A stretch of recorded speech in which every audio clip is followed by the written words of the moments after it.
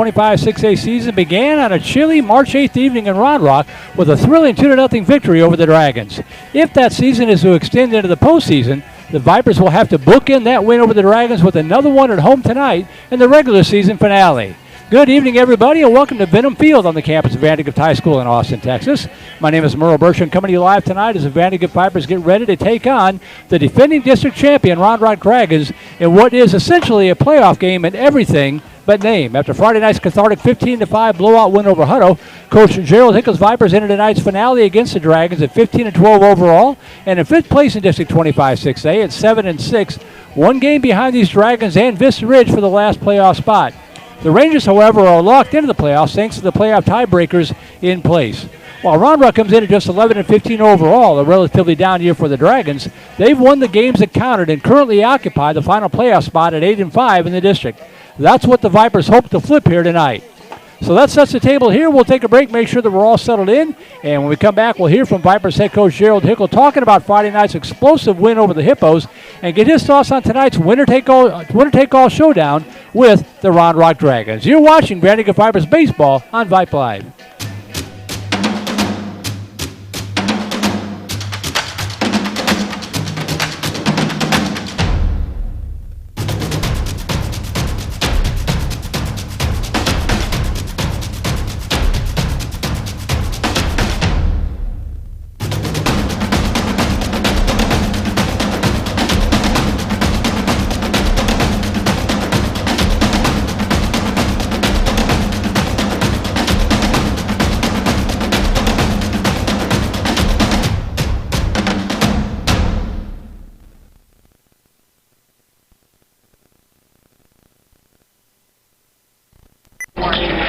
Well, please be joined one last time in the regular season. I want to emphasize that. The regular season by the head coach of the VANDEGRIFT Vipers, Coach Gerald Hickle. And, Coach, big game tonight against Round Rock. But before we talk about that, how much fun was Friday night? That seemed like a game that this Viper team really needed to have. You know, to bounce back and win a game like that is really big, especially after a loss that we felt like shouldn't have happened. And then, you know, Huddle did a great job of making some plays and getting some key hits to win that ball game. But for us to bounce back and go run roll them like that is really big going into today's game.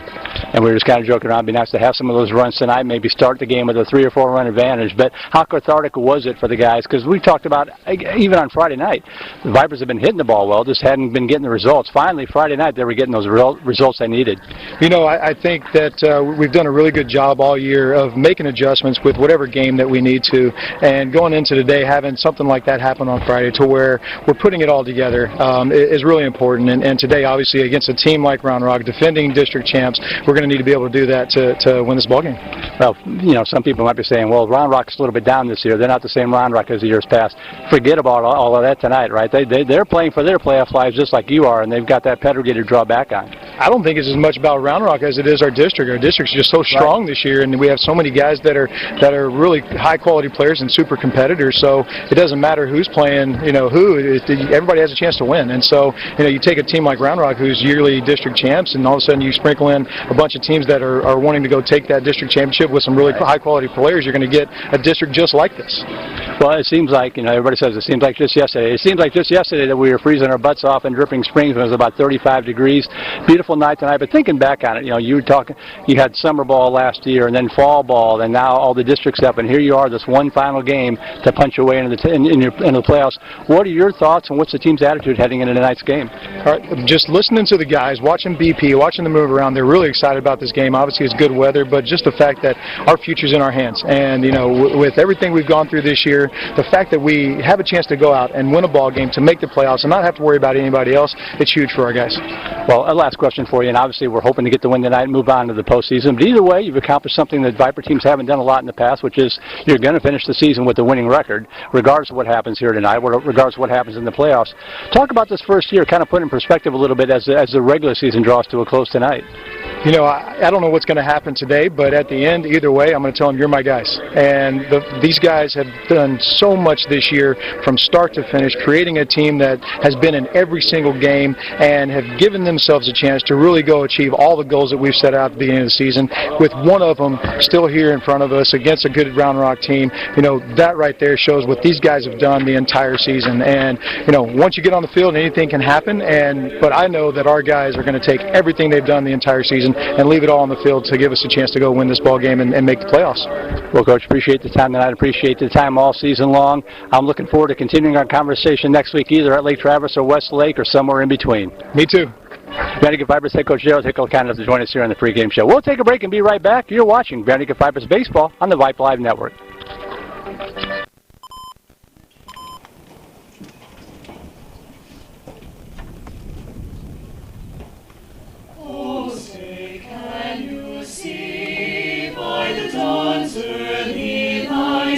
What so proudly we hailed at the twilight's last gleaming, whose broad stripes and bright stars to the perilous fight o'er the ramparts we watched were so gallantly streaming, and the rocket's red glare, the bombs bursting in air, gave proof through the night that our flag was still there.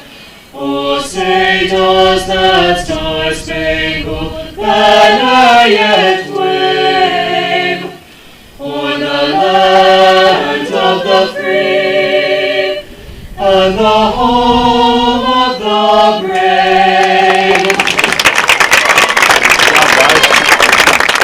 All right, well done. Nobody does national anthems like it's done here at VandeGrift High School. Welcome back to Venom Field. Merle Bertrand here along with Trey Grubb, our QA tonight marking our 610th Vipers cast overall on KMAX Sports and Vype dating back to 2009.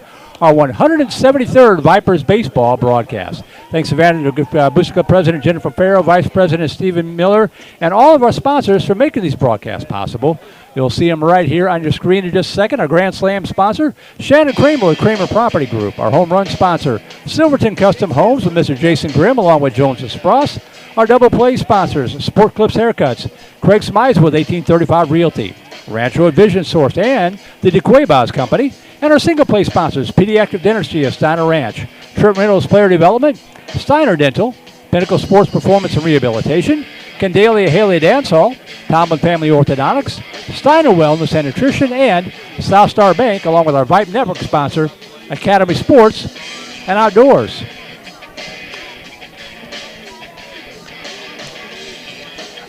Talked about the standings and where things stood coming into tonight. Let's call them up here real quick. Now, a couple of games have been postponed. Westwood and McNeil has been postponed until tomorrow. I'm not sure about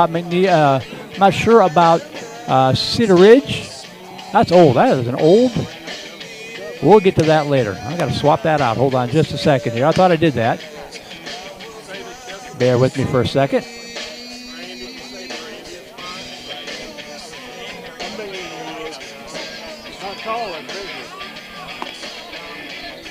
There it is. There's tonight's.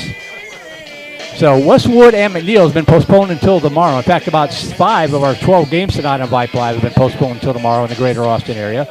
So not sure about the other games on the schedule, Hutto and Cedar Ridge and Vista Ridge and Stony Point, but we know that McNeil and Westwood has been postponed for tomorrow. Friday night's win over Hutto kept the Vipers' playoff hopes alive, but whereas there were a couple of different paths open to the playoffs going into Friday night, only one path remained after they turned out the stadium lights. The win tonight over Round Rock would force a tie, and the Vipers would own the 2-0 series tiebreaker to claim the final playoff spot. Theoretically, Stony Point could trip up Vista Ridge and force a 3-way tie, but since the Rangers swept both VandeGrift and Round Rock, they would be in as the number 3 seed, and VandeGrift would still get the number 4 spot. Looking at the top of the district, Cedar Ridge has swept Vista Ridge, so they would be the number 2 seed should they wind up in a tie with Vista. Westwood should clinch the top spot with a win over McNeil tonight, or a Cedar Ridge loss in Hutto. Should the Warriors and the Raiders tie, they split their season series, so look for a seeding game there to decide number 1 and number 2. We'll try to track down some of those other scores as best we can, but all that really matters for Viper fans is win, and the Vipers are in. Batting order for Round Rock looks like this. Devin Petcher, the DH, for the shortstop, Hudson Ellis to lead it off. Kate Allgaier on left field batting second. Landon Schroeder at the third base batting third. Travis Secor, the pitcher, batting cleanup. Trey Garza out in right field batting fifth. Tyler Betts in center field batting sixth. Drew Freed, the catcher, batting seventh. Kyle Cox at first base batting eighth. And David Bradley, the second baseman, batting ninth. And the first pitch from Daniel Farrow is in the strike one, and we are underway from Benham Field.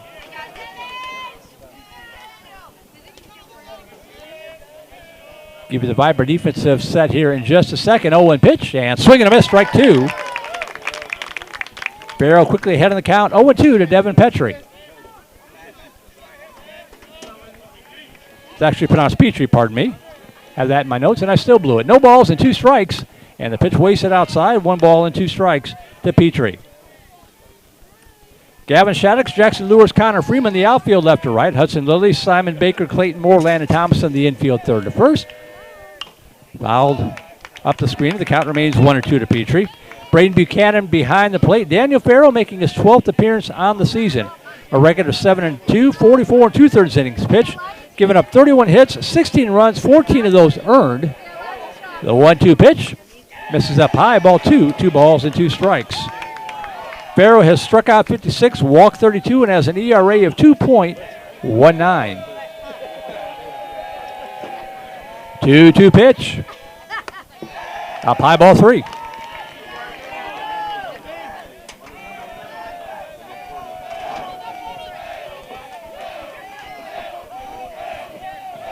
The 3-2 pitch from Farrow.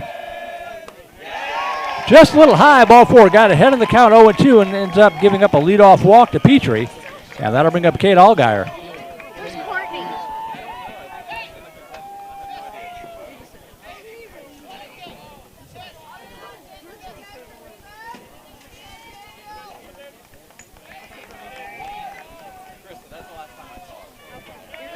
So Petrie aboard at first for Allgaier.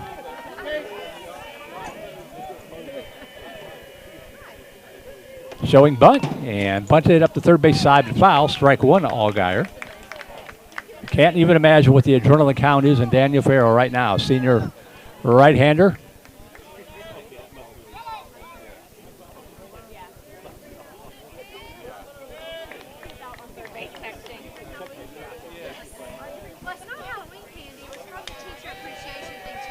Oh, 1 pitch. Pitch up high, ball 1, snap throw down to first. That's got a shot, and they got him. Braden Buchanan strikes again with the back pick. 1 away.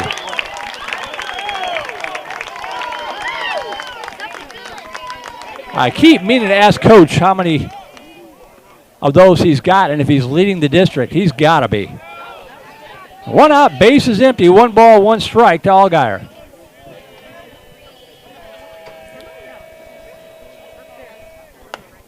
And that pitch just misses outside, 2-1. By the way, a 3-man umpiring crew tonight. Think this game isn't important? 1-1 pitch, swing and a miss, strike 2. 2 balls and 2 strikes. 323 to the left field foul pole, 325 to right, 380 to dead away center field, and the breeze blowing in, pretty rare, blowing straight in, but not really strong. And a curveball into called strike 3, 2 away. So 2 outs, base is empty for Landon Schroeder.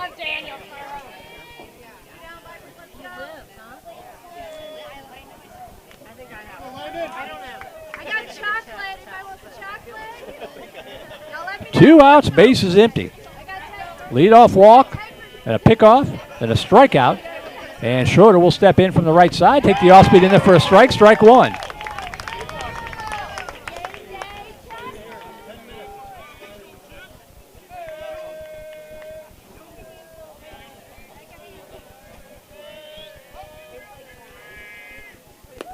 Down low, 1 ball, 1 strike.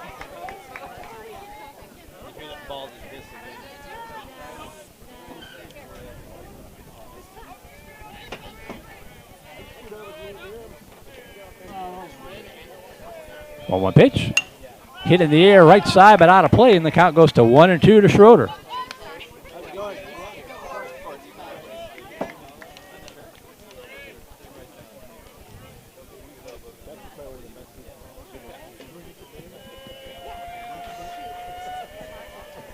1-2 pitch from Farrell. Ground ball left side. Baker's got it. And a good throw over to first base. And an unconventional 1-2-3 inning for the Round Rock Dragons. Nothing across. No runs, no hits, no errors, nobody left on base. We played through 1/2 inning of play here. Round Rock nothing, and the Vipers coming up to bat. The hot-hitting Viper lineup looks like this. Jackson Lewis, the center fielder, to lead it off. Clayton Moore batting second at second base. Braden Buchanan behind the plate batting third. It'll be Connor Freeman in the cleanup spot out in right field. Gavin Shaddix out in left field batting fifth. Simon Baker, the shortstop, batting sixth.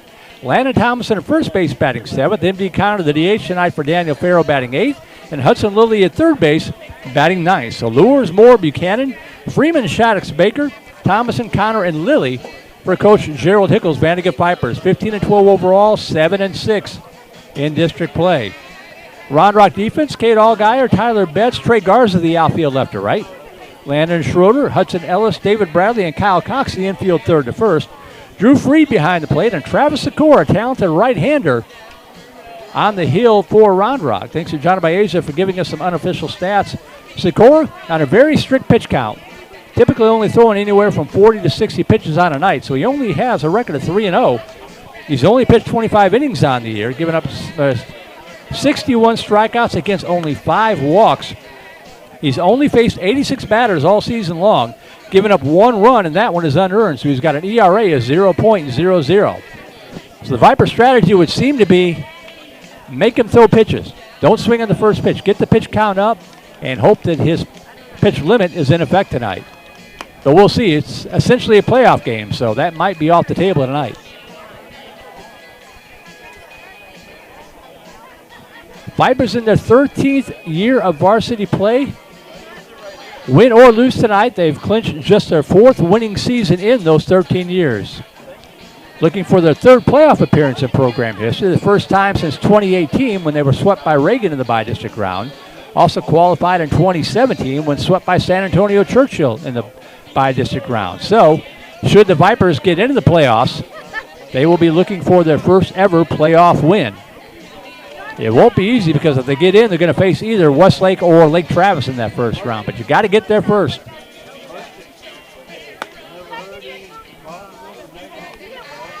Email is open, voiceofthevipers@gmail.com. Give a shout out to your favorite player on either side. Round Rock fans are welcome to participate as well.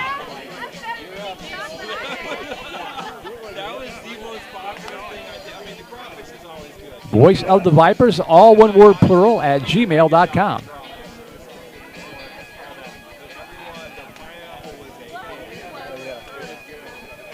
And by the way, if anybody out there happens to have any scoring updates from either Hutto versus Cedar Ridge or Vista Ridge versus Stony Point, you can shoot me an email there as well, voiceofthevipers@gmail.com. Not sure if those games are being played tonight.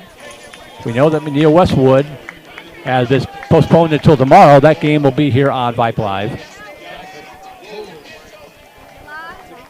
As Jackson Lewis will step in to lead off the bottom of the first inning, a 303 hitter, no home runs with 8 RBI, 2 doubles and a triple, tied with Clayton Moore for the team lead in walks with 15. So like we saw Friday night, the team walk leaders are batting 1 and 2 here for the Vipers. 1-0 pitch. Low ball 2. Oh, it hit him.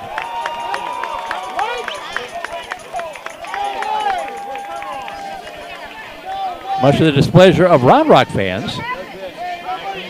And Coach John Carter is going to go out and talk about this with the home plate umpire.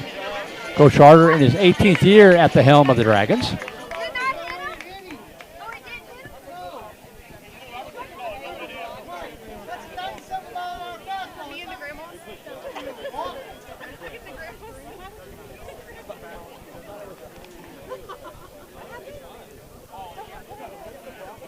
And home plate umpire is going to come down and talk to the first place umpire, and they're going to call both umpires together. The 3-man umpire crew tonight, somewhat unusual. Good to have for a big game like this, however.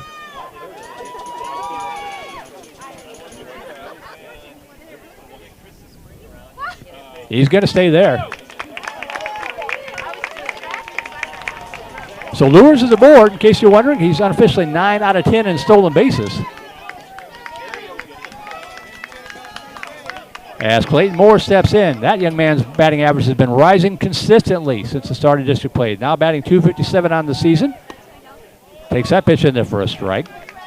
No home runs, 12 RBI, has a double, and again, tied with Lures for the team lead in walks with 15. Toss over to first, runner back.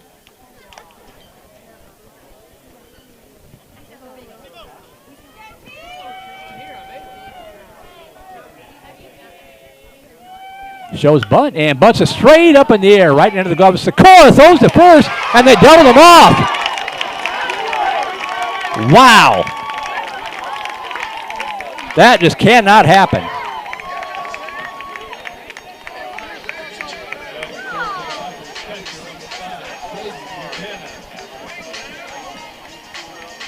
So like Round Rock in the first inning, the Vipers get the leadoff runner aboard, and he's erased on a base running mistake. Strike one to Braden Buchanan, who steps in now with 2 outs and the base is empty. Sikora working quickly, and Buchanan squibs that one foul up the right field line. The count 0-2. Braden batting .378 on the season, 1 homer with 14 RBI. Team leading 9 doubles and a triple.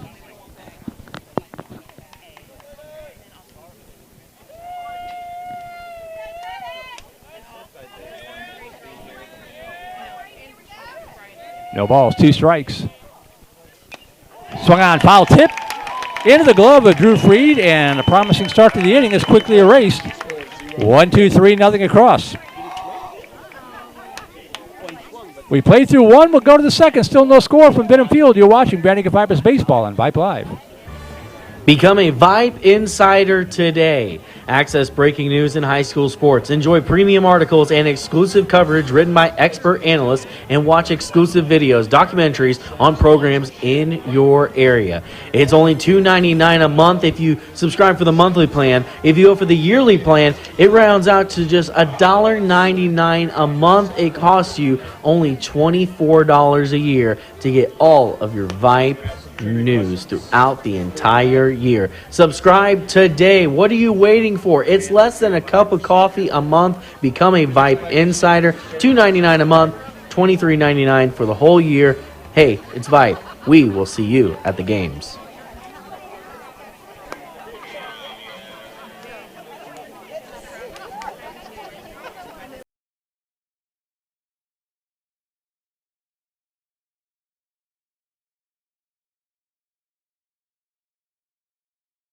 On a beautiful night here in Austin, Texas. Merle Bertrand here at the ballpark. Trey Grubb, our QA, keeping an eye and an ear on tonight's broadcast to make sure that everything is looking and sounding as good as it possibly can.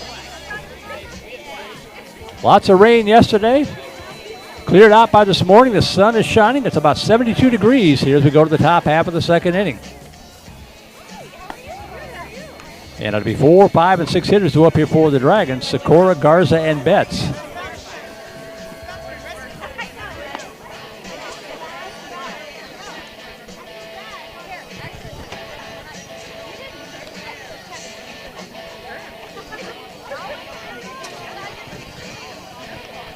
Unofficially 16 pitches in that first inning for Farrow.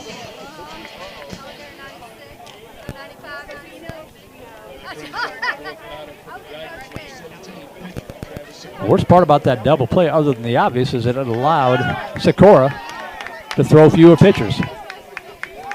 As Sikora steps in, swings and misses, strike one on the foul tip.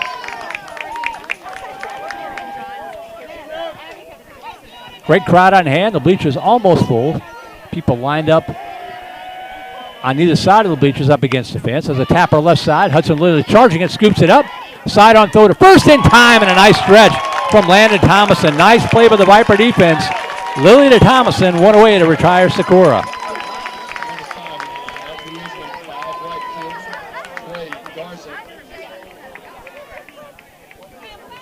And that'll bring up Trey Garza, the right fielder, with 1 out and the base is empty.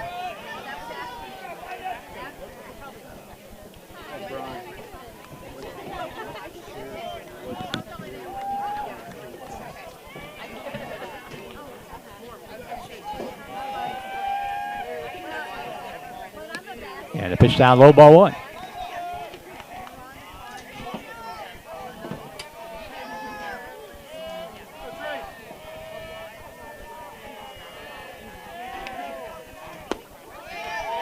A little low, 2-0.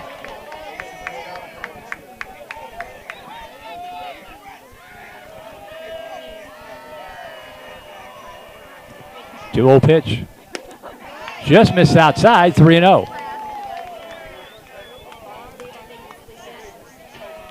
Same two teams battled last year down to the final game of the season. Round Rock was already in at the time. Vipers needed to win that game at Dragon Diamond to get some help. As it turned out, they didn't get the help they would have needed anyway. Tonight, at least, they controlled their own destiny, and that's a 4-pitch walk to Garza. Second walk allowed by Farrell, and that'll bring up Tyler Betts, the center fielder, with one out and one aboard.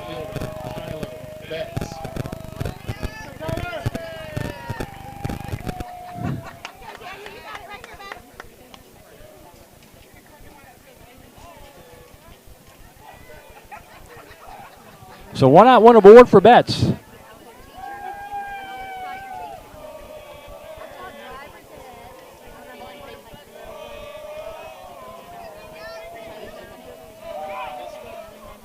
Swung on, fouls it off Buchanan's face mask. Strike one.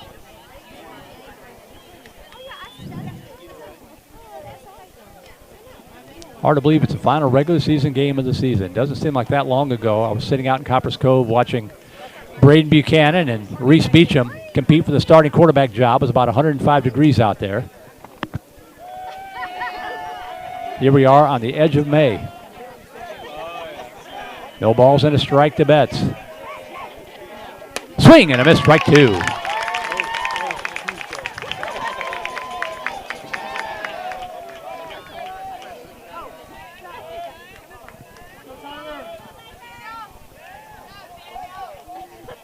No balls, two strikes to Betts. Up high, ball one.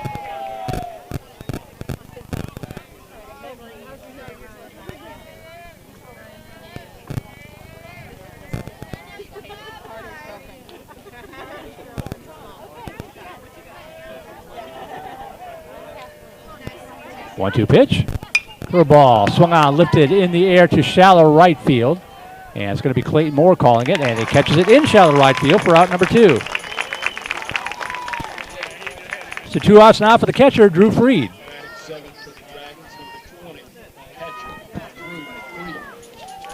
Funny part about that scrimmage was both Buchanan and Beecham were just overthrowing everybody. They were chucking the football about 50 yards down the field. Receivers couldn't catch up to it. So if you wonder why Braden Buchanan can throw out a runner from anywhere, that explains it right there. Farrell's got a pretty good move himself. Tosses it over to first, runner back.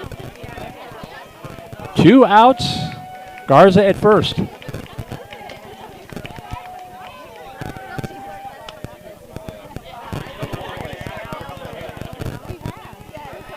There goes the runner. Throw down for Buchanan, and it's going to be just not quite in time. I thought Moore put the tag on the foot.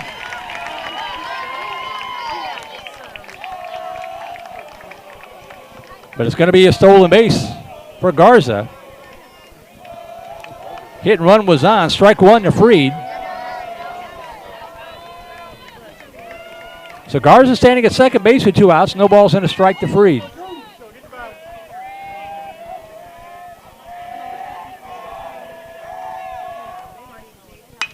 Hit in the air to right center field. Pretty well tagged. Can the outfield get to it? Going back and making the catch in right center field is Jackson Lures.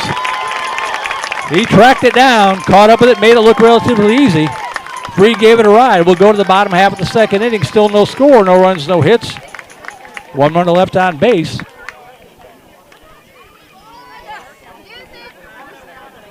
And it'll be 4, 5, and 6 hitters to up here for Vandegrift. Freeman, Shaddix, and Baker in a 0-0 ball game.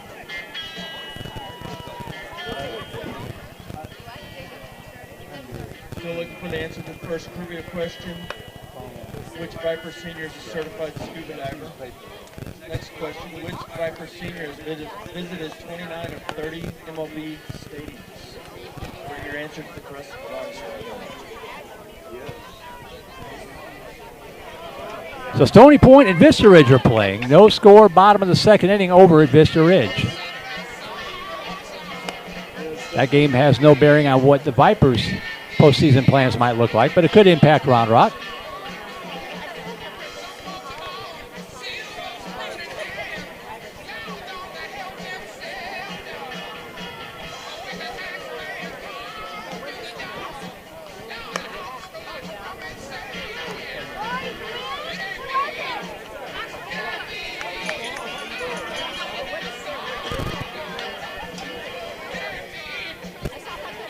See if we can track down what's going on with Cedar Ridge and Hutto. While we've got a moment here.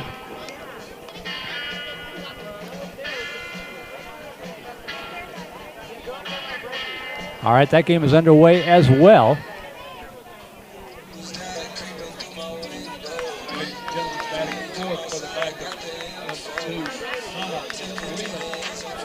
So here's Connor Freeman stepping in to lead it off. 317 hitter, no home runs with 14 RBI, 3 doubles and a triple.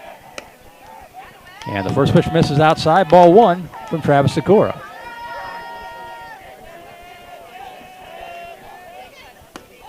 In there for a strike, 1-1.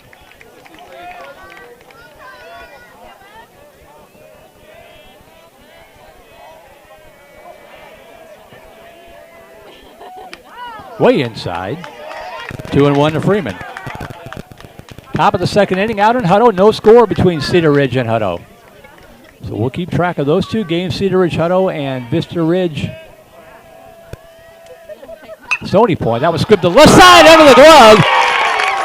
And Connor Freeman's going to be aboard. He's going to run first and hold up right there. We'll see how they rule that one. That was a rocket shot, and it just gobbled up Landon Schroeder.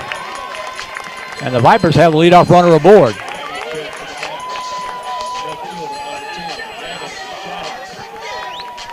And that will bring up the hot-hitting Gavin Shaddix, batting .414 on the season. No homers with 5 RBI, 4 doubles, and a triple.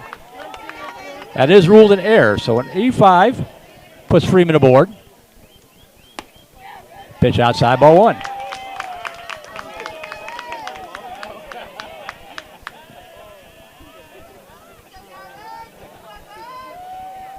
One-0 pitch. Right down the pipe, strike 1. 1 ball, 1 strike.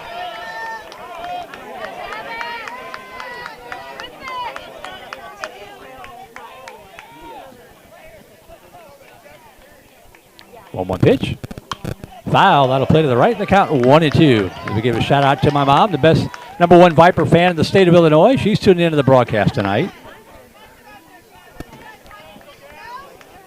1 ball, 2 strikes to Shaddix. Freeman aboard on the air. Popped up. Able to get out of play, and the count remains 1-2. So quality at bat here for Shaddix. Making Sikora throw some pitches.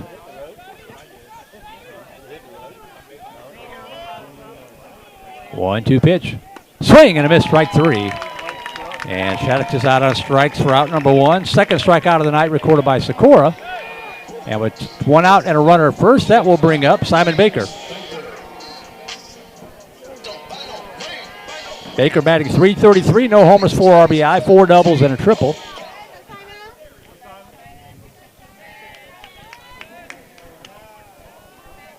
Toss over to first. Deceptively good move there for Travis Sikora, who's about 9 feet tall.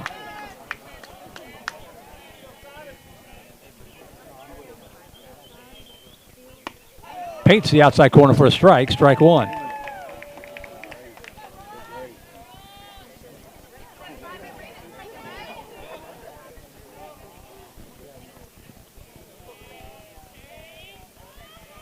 Showing bunt, and the pitch up high, ball 1.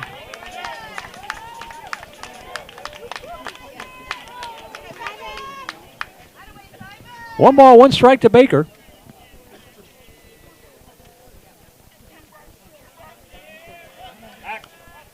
And that ball got away, but it unfortunately for the Vipers, it glanced off the umpire. That ball would have gone into the corner, and Freeman would have been standing on second base. Pitch up high, ball 2. 2 balls and a strike to Baker.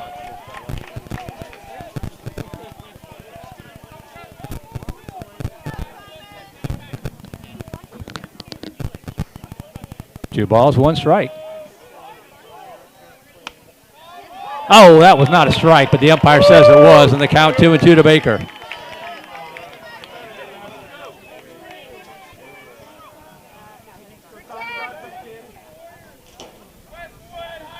Two balls, 2 strikes.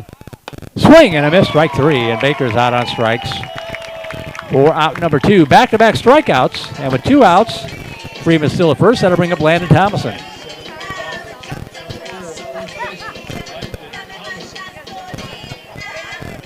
Thomason's average slowly coming up, 216, but he's got one of the 2 Viper home runs, leads the team in RBIs with 18.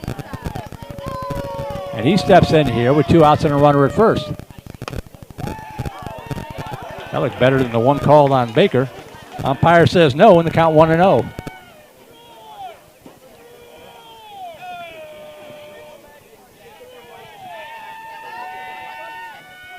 One-0 pitch.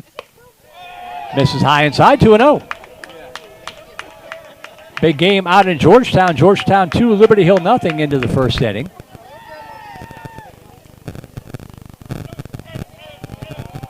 Two-0 pitch. Misses, 3-0.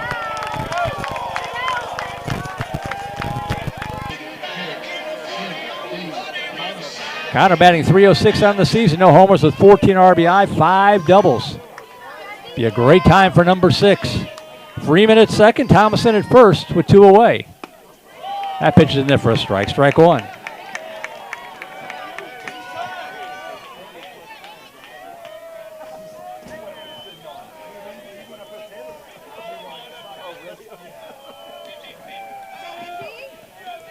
Oh, 1 pitch.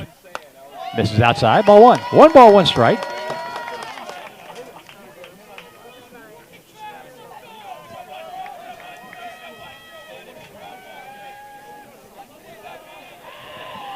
One pitch. That's in the first strike. 1 ball and 2 strikes to Connor. Hudson Lilly on deck.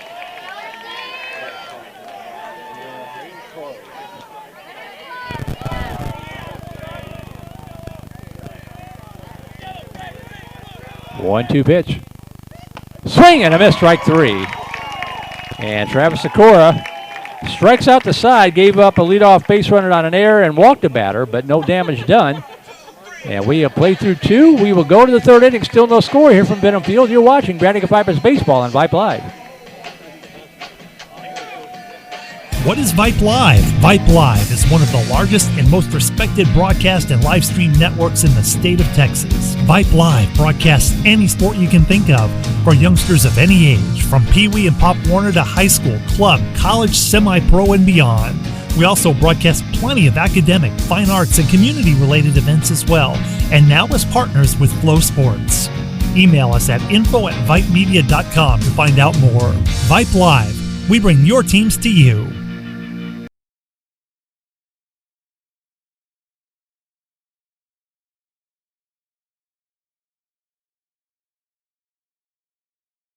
Ball game here at Vandegrift High School. Merle Bertrand here at the ballpark. Trey Grubb keeping an eye and an ear on things back at the comfy, cozy Vype Live studios, better known as his living room sofa. And it'll be 8, 9, and 1 hitters due up here for the Dragons. Kyle Cox, David Bradley, then back to the top of the order, and Petrie we will go.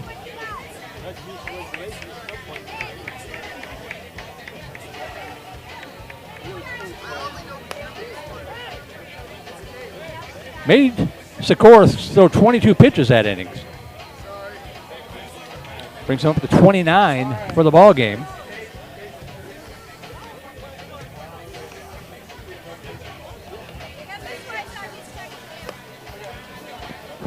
Eastview leading Marble Falls 2-0, top of the 2nd inning. A couple of teams playing for pride there. You mentioned we had 12 games on the schedule tonight. 5 of them got bumped to tomorrow night because of soggy field conditions. Benham Field in beautiful shape.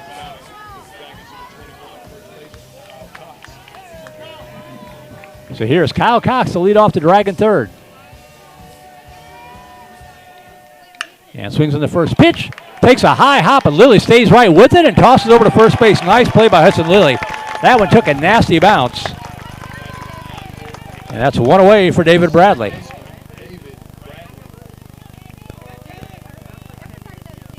Lights are on. Bottom of the second inning, Dripping Springs against Seguin. 1-0 Tigers on top. Dripping Springs Tigers, I should say. Pitch on the call, strike one to Bradley, the second baseman. Santa Fe over Friendswood, 1-0. Top of the second inning. That's out in the greater Houston area. Outside corner, strike two.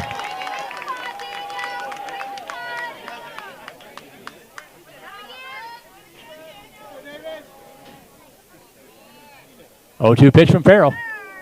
Oh, and that hit him. Lost him on a hit by pitch on the curveball. Tough break there. Back to the top of the order will go to Devin Petrie.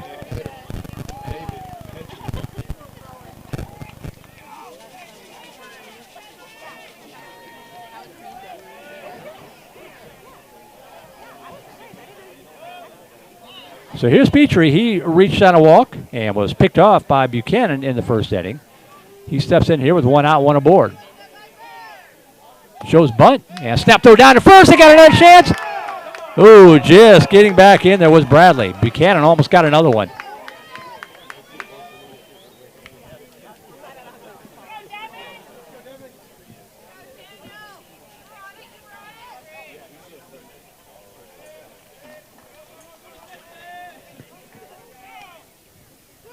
That pitch in there for a strike. 1 ball, 1 strike. If I know Braden Buchanan's in the neighborhood, I'm not even leaving the house. He'll pick you off. 1 ball and a strike. There goes the runner off first. The throw down, that's got a shot, and they get him. Buchanan with the gun. Bradley throwing out a second, caught stealing. 2-6, 2 away.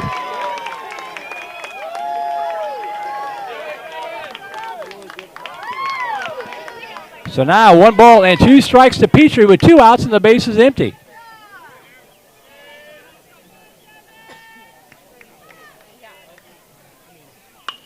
Lifted in the air, left side. See if anybody can get to it. Coming on and diving for it, just out of the reach of Gavin Shaddix. He laid out for it. Just came up a step shy. Strike 1 the count.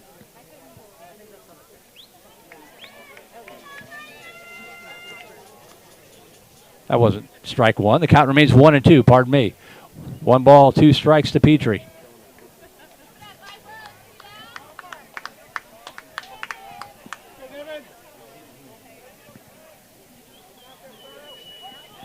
One ball, 2 strikes. Swing and a miss, strike 3, and the inning is over. Strikeout number 2 from Daniel Farrow.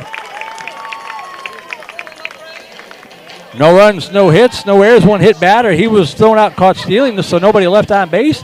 And we will go to the bottom half of the 3rd inning. Still no score at Venom Field.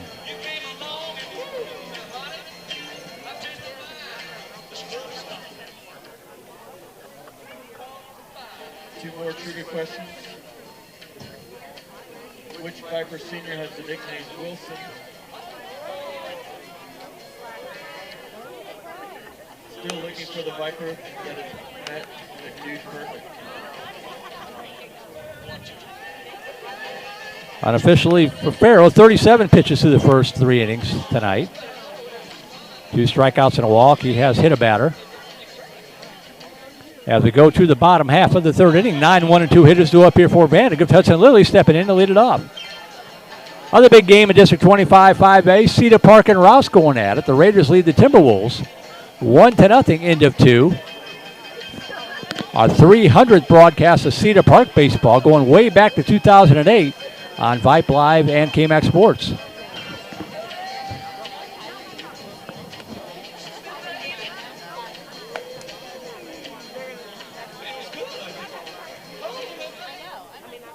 So the top 4 teams in that district, Cedar Park and Rouse and Liberty Hill and Georgetown, all battling it out tonight.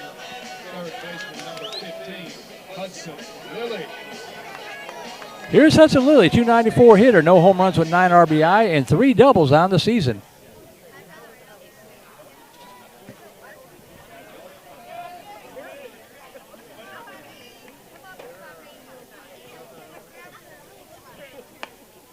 First pitch in the call, strike one from Travis Sikora. 29 pitches through 2 innings.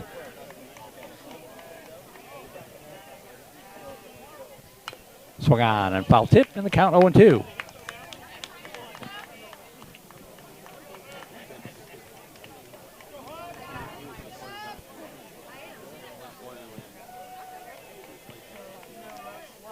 Swing and a miss, strike 3. Lilly out on strikes for out number 1. Back to the top of the order will go to Jackson Lures.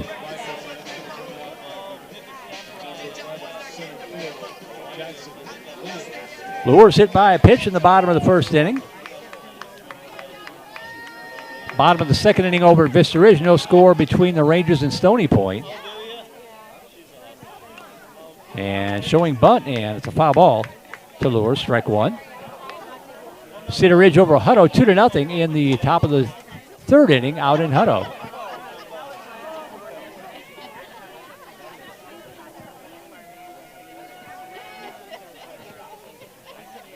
Swing and a miss.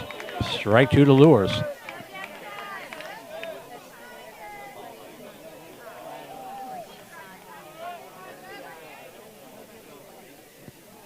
No balls, 2 strikes to the Viper center fielder. Swing and a miss, strike 3. The tag put on to make sure. And back-to-back strikeouts, 3rd straight, 5th in the past 6 batters. And with 2 out spaces empty, that'll bring up Clayton Moore. Bunted into a double play in the first inning, bunted it to a pop-up. And pitch up high, ball 1.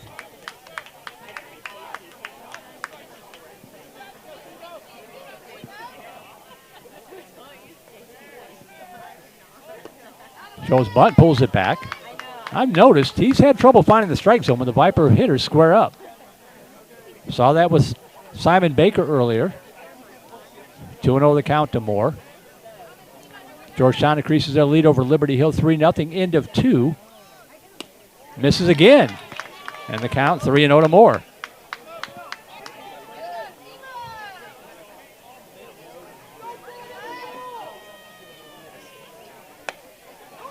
Oh, that's a 3-0 strike right there. 3-1 to Moore.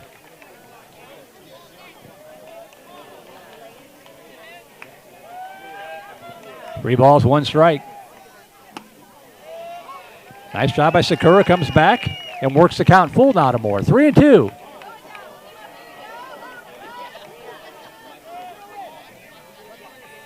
Three-two pitch. Inside. Oh, they call that a strike. Oh, you've got to be kidding me. Wow. That was way off the plate. And Moore's called out on strikes for the 3rd out of the inning.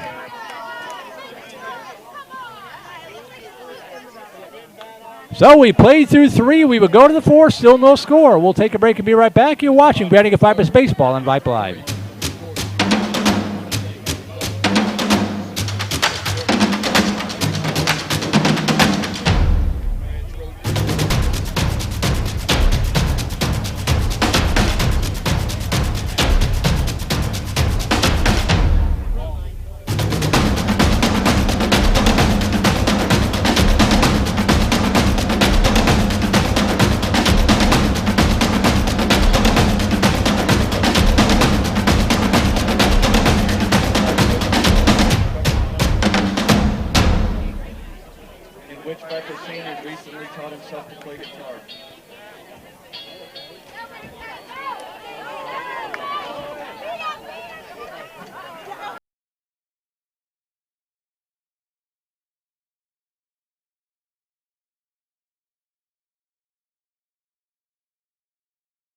All right, we go to the top of the 4th inning in a quickly moving ball game. Still no score.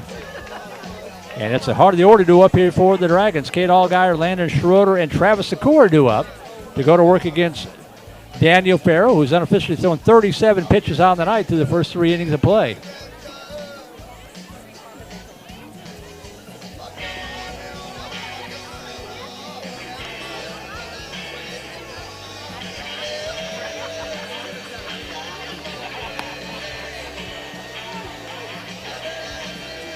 Email still open, voiceofthevipers@gmail.com. If you want to give a shout out to your favorite player on either side. As Allgaier steps in, 0 for 1 in the night. He struck out looking in the first.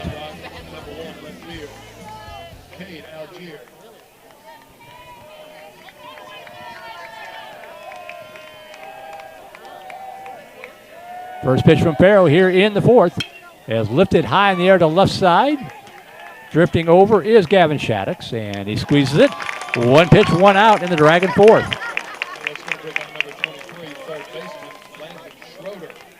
And that'll bring up the third baseman, Landon Schroeder.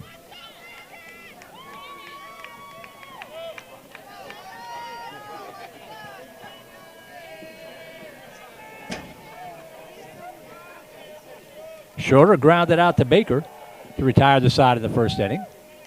And he swings on the first pitch, lifts it down the right field line. And Thompson gives chase, but it lands on the batting cage, strike 1.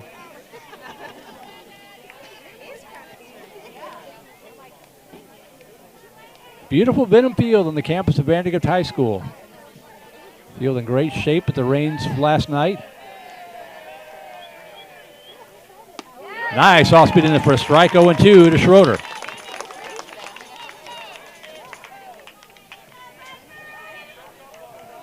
No balls, 2 strikes.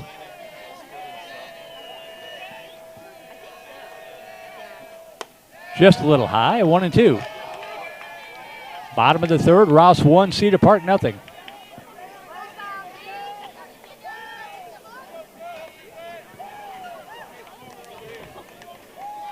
One-two pitch from Farrell. That ball slapped in the air to the right side, and that ball is going to drop in there for a base hit.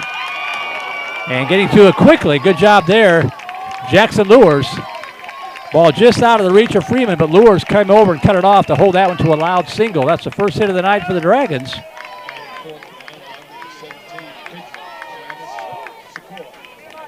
And that'll bring up Sikora with 1 out and 1 aboard. Sikora grounded out to Lilly, 5-3 to start the second inning.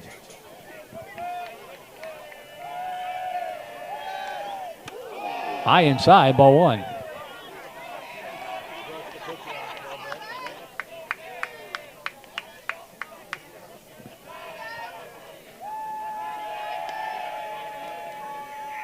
Swing and a miss, strike 1.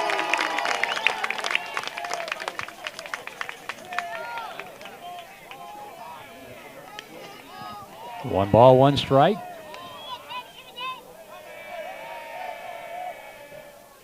Ground ball left side. That is a foul ball.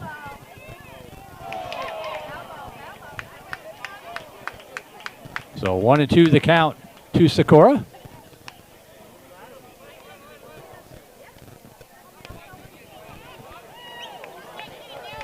Clearly a very good pitcher, very tall young man. Presents a big strike zone up at the plate. Let's see if Farrell can get him here.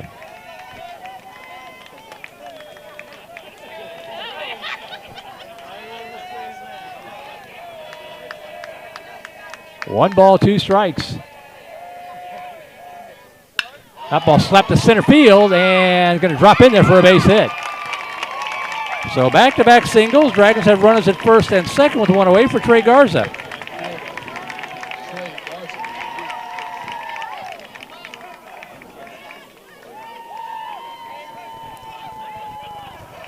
Going to get a courtesy runner here for the Dragons. Tyler Teets will come in and run for Sikora, the pitcher. So Schroeder at second, Teets running for Sikora at first with 1 out, and Trey Garza will step in. Walk still second in the second.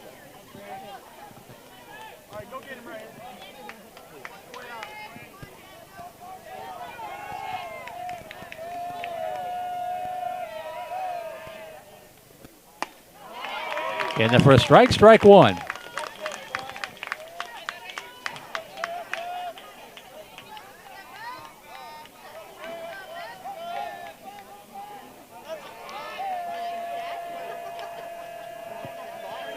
Oh, one pitch shows bunt, pulls it back. Snap throw down, and runner back. It's out in the center field. And the runner's going to move up to third base. They're going to throw down to third. Now the runner's going to go to second. The throw coming in. Got him at second.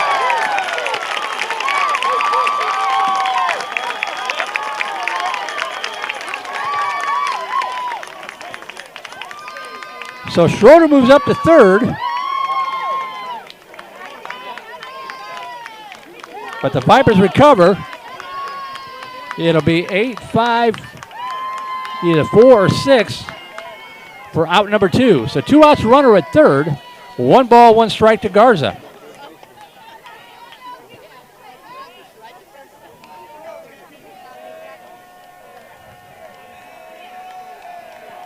One pitch. Curveball bends in there for strike 2. Credit Hudson Lilly at third base. He saw that Teets was trying to advance, so he stepped up and cut off that throw and fired a strike to the man covering. 1-2 pitch. Hitting the air to the right side, and it is caught by the right fielder, Connor Freeman. The Vipers are out of the jam. Woo, boy.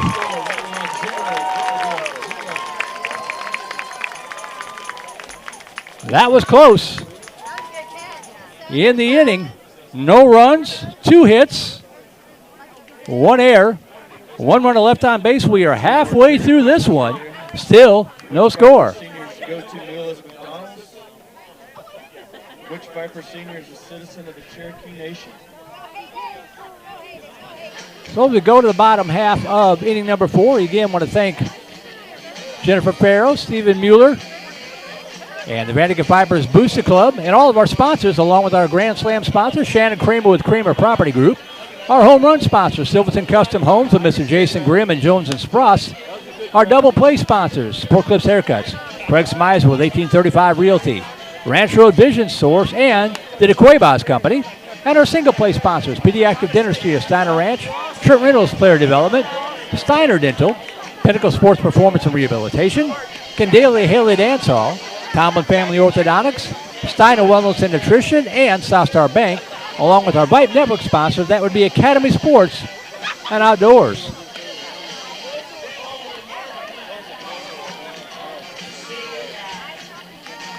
Can't believe we got out of that mess.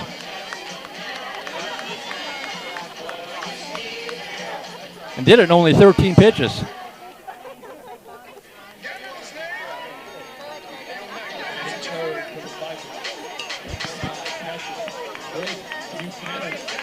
So let's get some runs here. Buchanan, Freeman, and Shaddix to go to work against Sikora, who's up to 41 pitches. And the first pitch down low, ball 1 to Buchanan.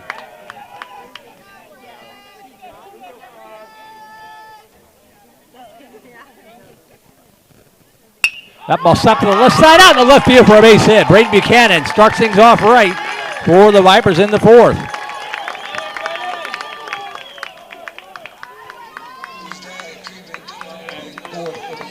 And that'll bring up Connor Freeman.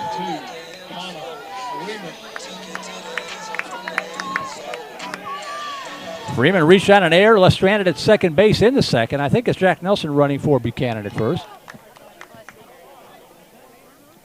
Caught a glimpse of number 7. Oh, man, he likes that inside corner. Strike 1 to Freeman.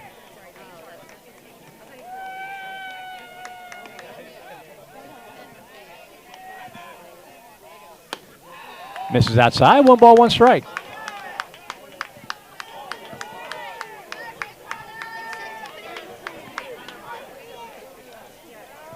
One pitch. Showing bunt, pulls it back. And they call it a strike, strike 2.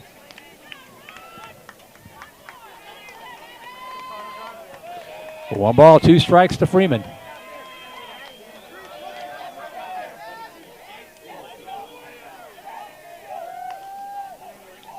Squid foul and scatters the Dragon dugout. Coach Carter with the kick save, tosses the ball back in. Hey, nice throw, Coach. The count remains 1-2.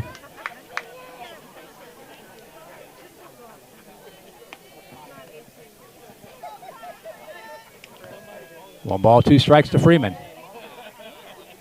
Up high, 2-2. Liberty Hill leaves the bases loaded. Georgetown still leads 3-0 bottom of the 3rd inning up in Georgetown. Cedar Park and Rouse. Raiders still on top of the T-Wolves. 1-0 into 3. Misses outside, and the count goes full to Freeman. Dragons already have activity in their bullpen.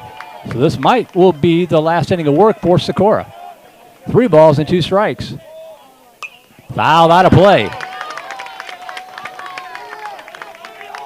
If you're just tuning in, he's been on a very strict pitch count this year. Anywhere from 40 to 60 pitches. He had 41 coming into this inning unofficially. This will be pitch number 8 coming up to Connor Freeman. And Freeman calls time.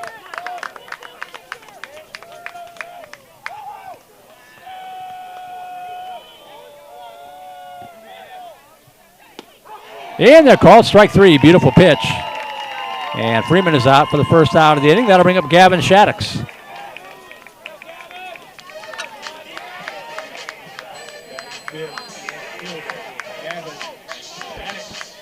Strikeout number 6 for Sikora. Shaddix was his second victim in the second inning.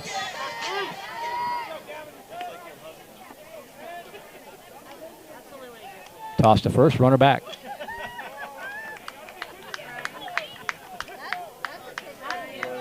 Twilight settling in over Venom Field, arguably the biggest game ever played in this ballpark. That pitch in there for a strike. Strike 1 to Shaddix.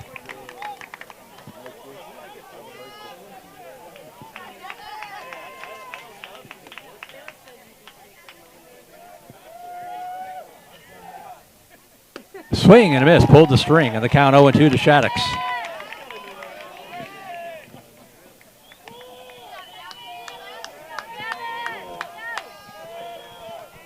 No balls, 2 strikes to the Viper left fielder. Swung on, lifted foul out of play to the right side. Count remains 0-2 with Simon Baker on deck.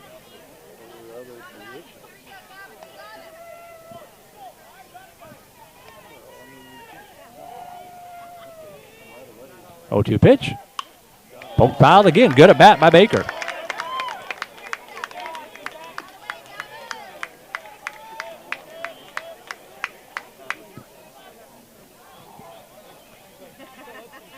No balls, 2 strikes.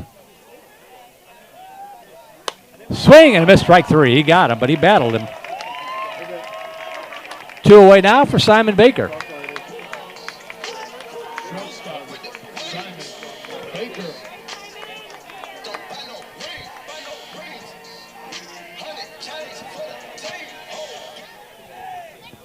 So 2 outs, runner at first for Baker. He struck out in the second inning, 0 for 1.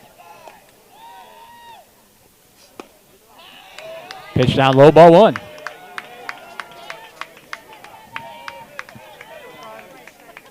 Nelson remains at first, but now 2 away for Baker. Misses outside, 2-0.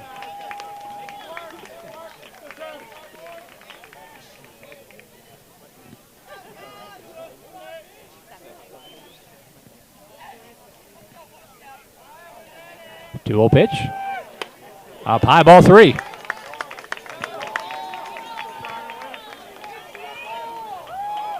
Liberty Hill trying to battle back. Runners in second and third. Nobody out top of the 4th inning up in Georgetown.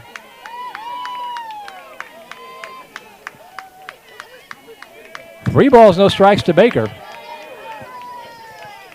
Now 2 arms working in the Dragon bullpen.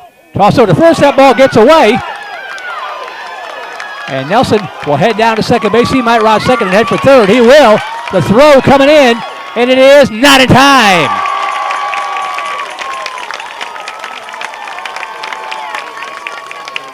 So the error, and Nelson, took a while for Nelson to get himself untangled from the first baseman, Kyle Cox. But once he did, he was easily able to move over to third base. And the Vipers have the potential go-ahead runner at third base with 2 away, and the count remains 3-0 to Baker. 3-0 pitch. Misses down low, ball 4, and the Vipers have runners at the corners.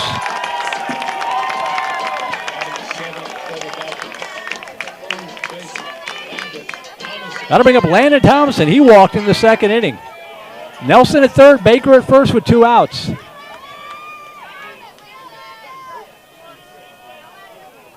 Thomason, the RBI leader on this team. Let's see if he can drive one through here and put the Vipers on top. Up high, ball one. Sikora getting frustrated on the mound. He's already throwing a lot of pitches for him.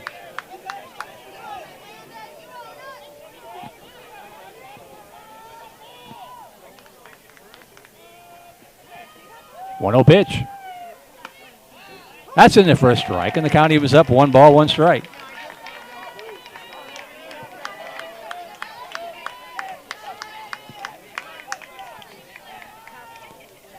One ball, 1 strike. Swing and a miss. Pulled the string. 1 and 2. We'll take one to the backstop. Any way to get Jack Nelson home.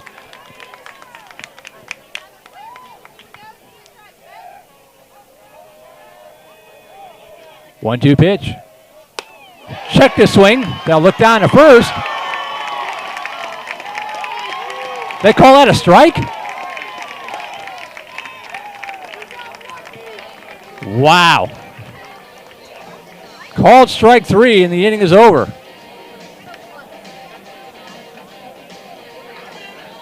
I'm not so sure about that one. In the inning, no runs, no hits. 1 error, 2 runners left on base. Will you play through 4? We'll go to the 5. Go to the top of the 5th, still no score.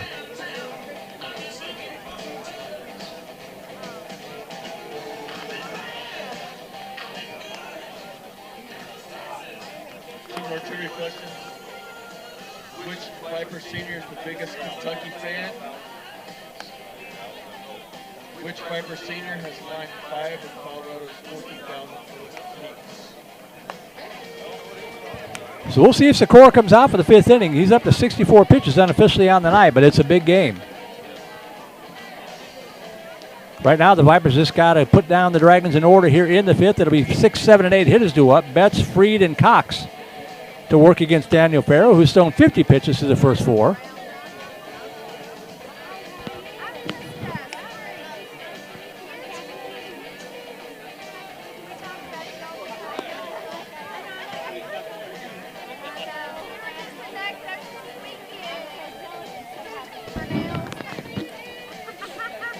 Gavin Shaddix, Jackson Lewis, Connor Freeman remains the outfield left to right. Hudson Lilly, Simon Baker, Clayton Moore, Landon Thomason, the infield third to first. Braden Buchanan behind the plate, and Daniel Farrow on for his 5th inning of work. Will go to work against Tyler Betts, who's 0 for 1 of the night, popped out to second.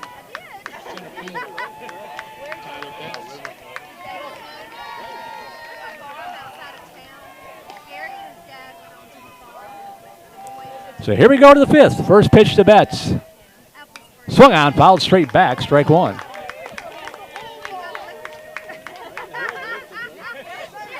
Top of the 4th inning over at Vista Ridge. Still no score, Vista Ridge and Stony Point. Top of the 5th inning out in Hutto, 2-0. Cedar Ridge still leading the Hippos. Joe's bunt pulls it back, and the pitch 1 hops up to the plate. 1 ball, 1 strike.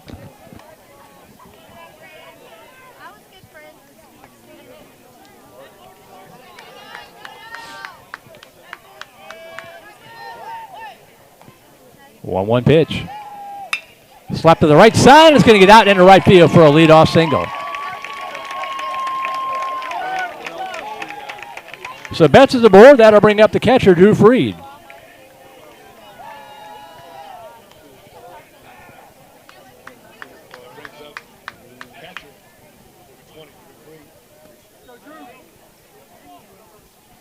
Third time in 5 innings, Round Rock's got the leadoff runner aboard. Freed steps in 0 for 1, flew out to center field in the 2nd inning.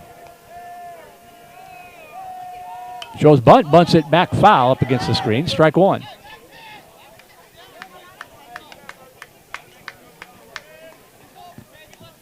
Liberty Hill got 2, so they'll go to the bottom of the 4th in Georgetown. Eagles on top of the Panthers 3-2.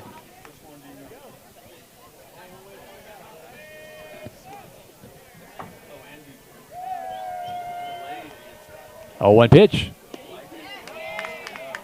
Pitch misses down low, ball 1. 1 ball, 1 strike to Freed.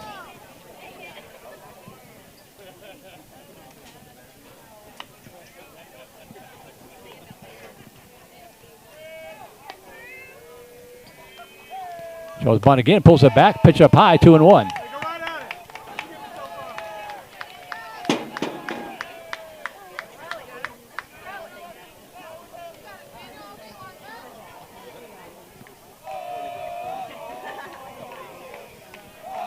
Two-one pitch. Bunted up in the air, foul, and the count goes to 2-2.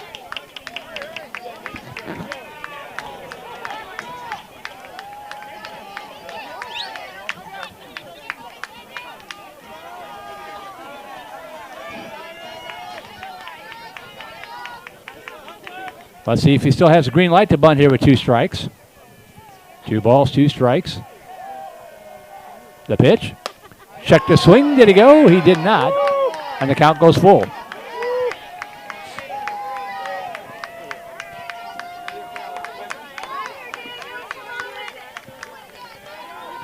Three and 2, Daniel Farrell. Here in the 5th inning with a runner at first base and nobody out. 3-2 pitch. Swing and a miss. Strike 3. He got him. 1 away. Strikeout number 3 for Farrell. And with 1 out, 1 aboard, that'll bring up the first baseman, Kyle Cox.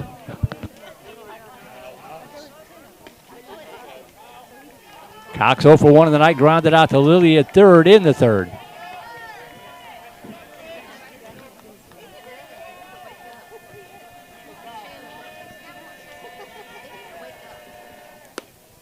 Just missed outside, ball 1.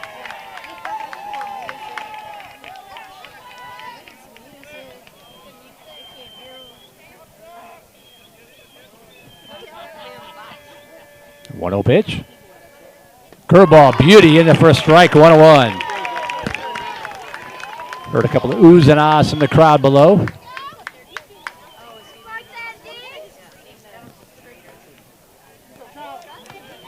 One pitch. Swung on, fouled back to the screen, 1-2. Into 4, Rouse 1, Cedar Park nothing.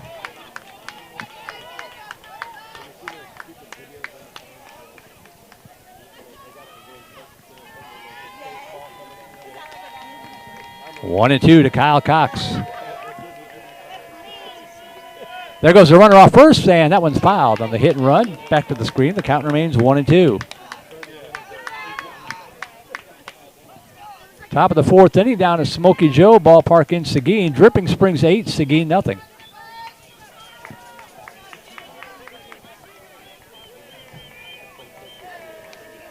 One-two pitch. Ooh, didn't miss by much. A little low maybe in the count, 2-2.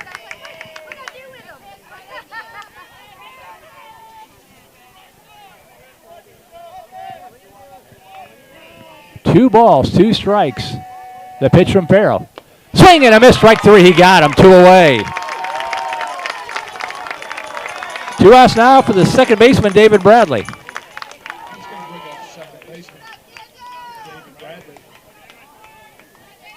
Bradley had 2 strikes on him when he was hit by a pitch. He'll step in with 2 outs and a runner at first. Shows bunt, snap throw down, and a nice play there by Thomason coming up and preventing that low throw from getting by him. 1 ball, no strikes to Bradley. Marble Falls over Eastview 9-4. That was in the top of the 3rd. That ball hit in the air to center field. Will it hold up? Coming on and making the catch as the center fielder Jackson Lures. And the inning is over. So no runs. The leadoff single doesn't go anywhere. 1-1 to left on base. We'll go to the 5th inning. Let's see who takes the hill for Round Rock. As we go to the bottom of the 5th inning, we still stay scoreless, no score.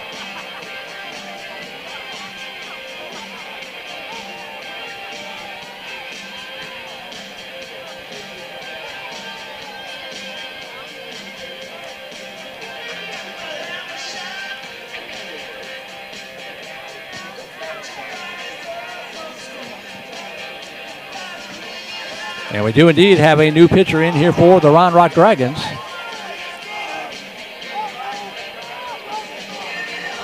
It is Tanner Jackson.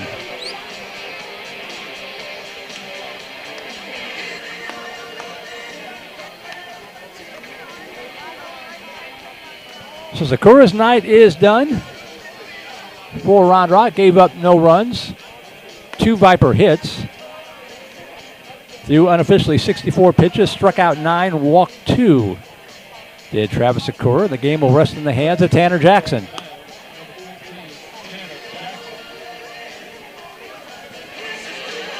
And Jackson will be facing the 8, 9, and 1 hitters for VANDEGRIFT. Connor Lilly, the back to the top of the order, will go to Jackson Lures.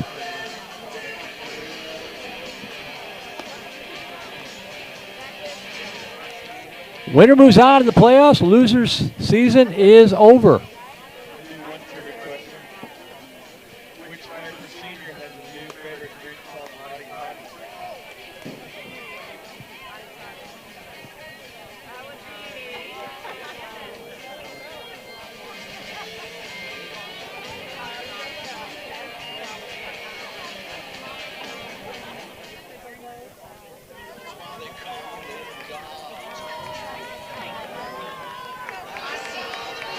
All right. We'll see how the Vipers adjust to the new pitcher. MD Connor will step in and lead it off. 0 for 1 of the game. He struck out against Sakura in the second.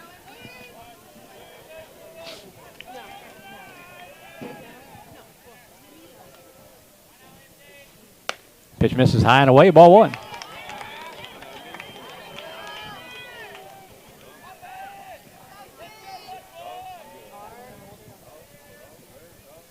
High and away, ball 2. Goal number 1 for the Vipers had to be close when Sakura comes out of the game. They've accomplished that. 2 balls, no strikes to Connor. Inside corner for a strike, says the umpire.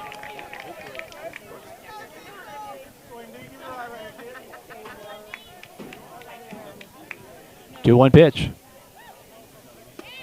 Curveball misses outside low in the count, 3-1.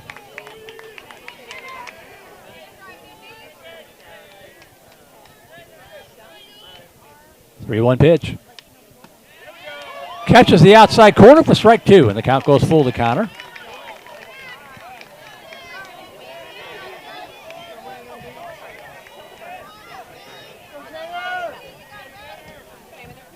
Three balls, 2 strikes.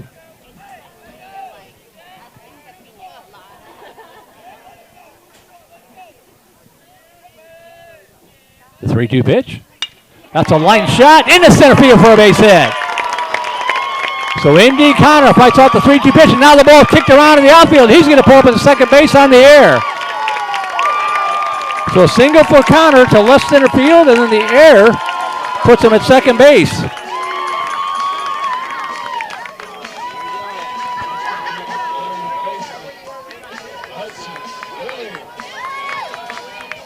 That'll bring up Hudson Lilly with nobody out, runner at second base.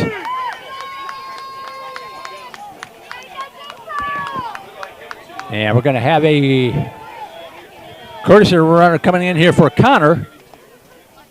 It's going to be Cole Wisson, I believe.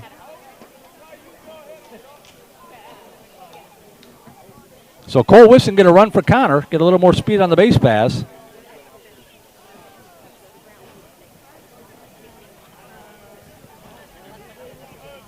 So Wisson running for Connor at second. Hudson Lilly steps in 0 for 1 of the night, struck out to lead off the third. Round Rock, a perennial state power. Their overall record not like some of the records in years past, but they've got that winning knowledge in their DA. The Vipers trying to establish that with their baseball program. Trying to learn how to win the big game.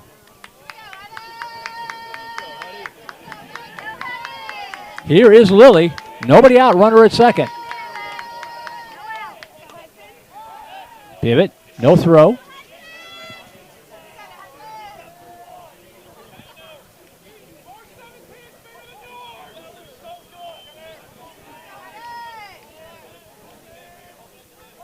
Joe's bunt and gets it down the third base side. It's a well-executed bunt. He's going to be aboard. Everybody's going to be safe. Hudson Lilly. I don't think that was a bunt for a sacrifice. That was a bunt for a hit, and he executed it perfectly. Runners at the corners with nobody out.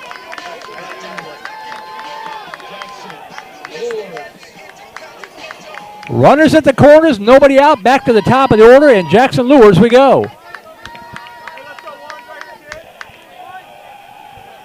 Wisson at third. Lilly with good speed at first.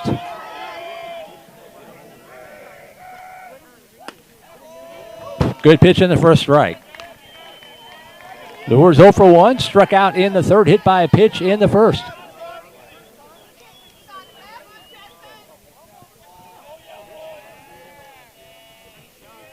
There goes a runner off first, and that ball squibbed to the third base side, and under the glove of the third baseman, the Vipers are going to take the lead.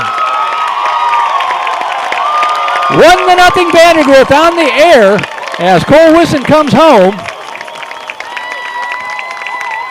Lilly had second stolen. He's going to move up to third. And lures of the board, 1-0 Vandergrift.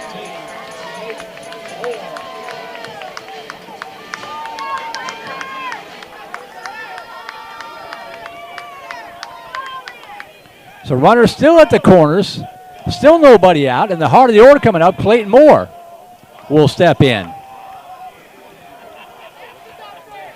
Lilly at third, Lures at first.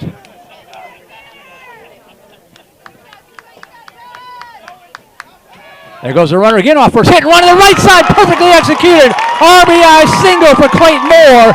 And coming in is Hudson Lilly to make it 2-0 Vandergrift.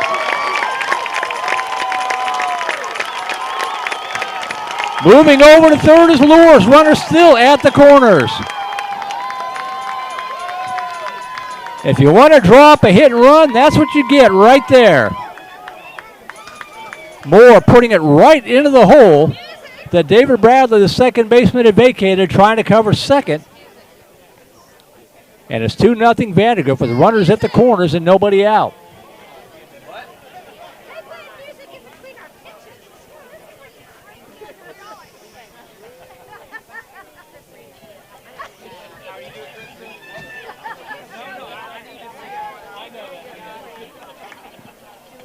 Coach Carter gathering his troops together to try to talk things over, to settle them down.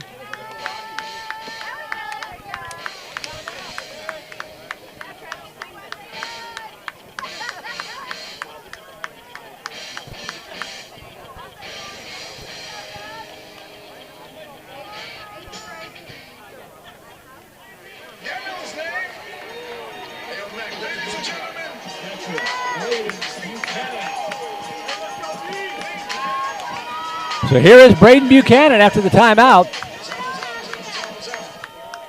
Moore, pretty good speed himself over at first base, and Jackson aware of that. Buchanan 1 for 2 with a single. And the pitch down low, ball 1.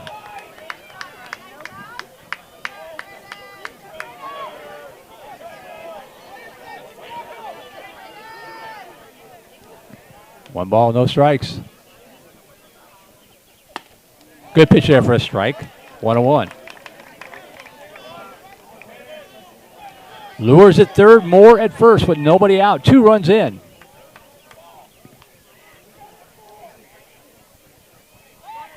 Oh, Moore slipped. They got him caught in a rundown. They got to look home, and now they're going to come home. Oh, may have gone a little bit too late. They're going to get him at home.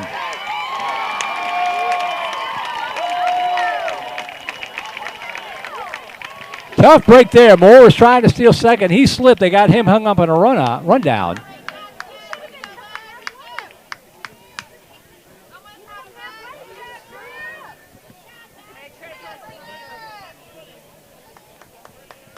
So Lures is out at home. Moore is on second base. And the count 1-1 still to Buchanan, and he fouls it back to the screen, 1-2.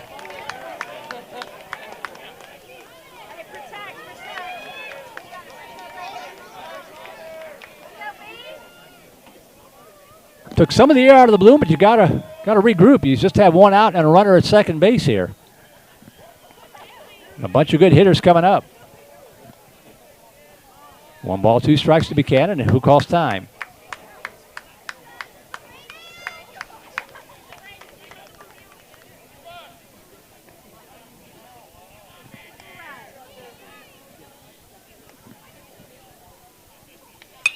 Lifted.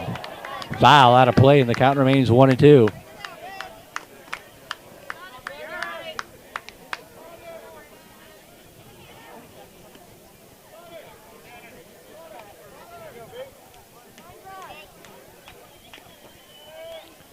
1 ball, 2 strikes to Buchanan.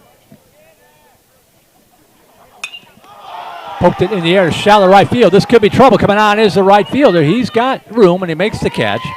Trey Garza hauls it in, tagging at second, and heading into third is Clayton Moore. So 2 outs now, runner at third.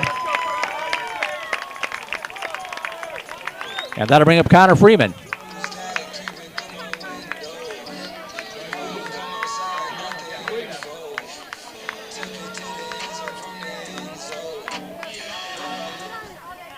So here's Freeman, 0 for 2 rich on an error in the second inning. And the pitch up high, ball 1. That's a big third run, 90 feet away if Freeman can drive in Clayton Moore.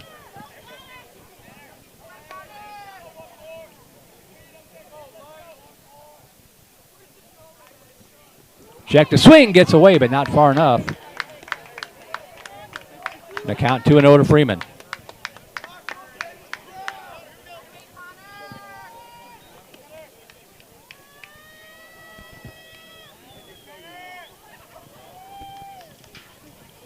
Two balls, no strikes.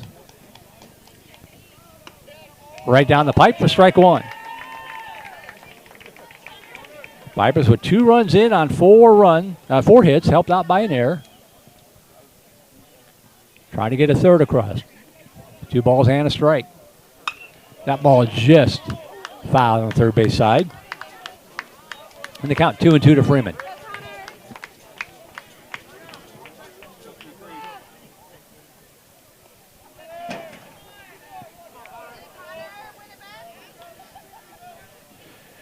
Two balls, 2 strikes to Freeman.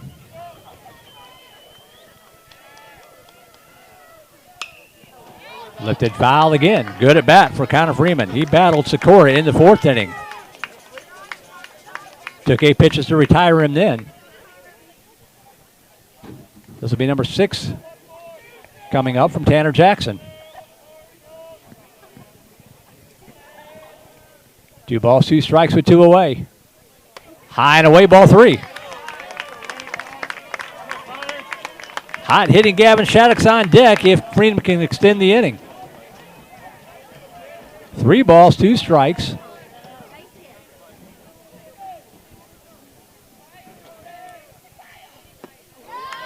Low ball 4, runners at the corners.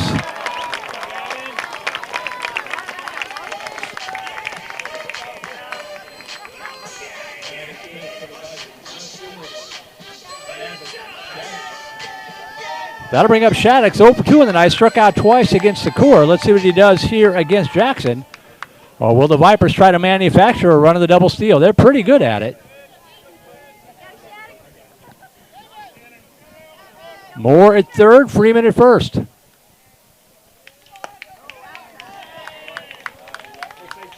Up high, ball 1. With the weaker hitter at the plate, you might try that. But Shattuck is such a good hitter, you kind of hate to take the bat out of his hands. We'll see how Coach Hickle plays it. 1 ball, no strikes. The most useless play in baseball.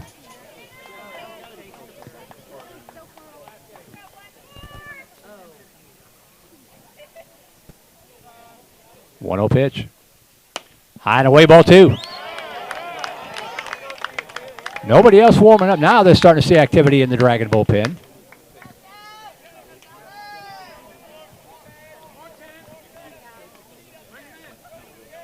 Two balls, no strikes. Hitter's pitch on its way. Right down the pipe for strike 1 to Shaddix.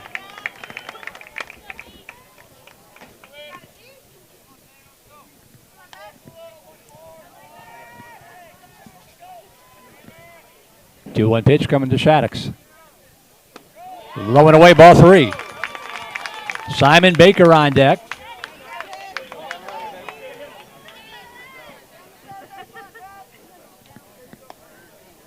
Three balls, 1 strike. Swing and a miss, strike 2. The count goes full.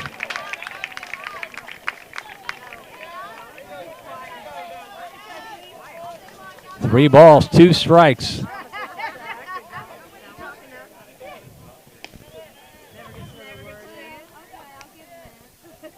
The pitch.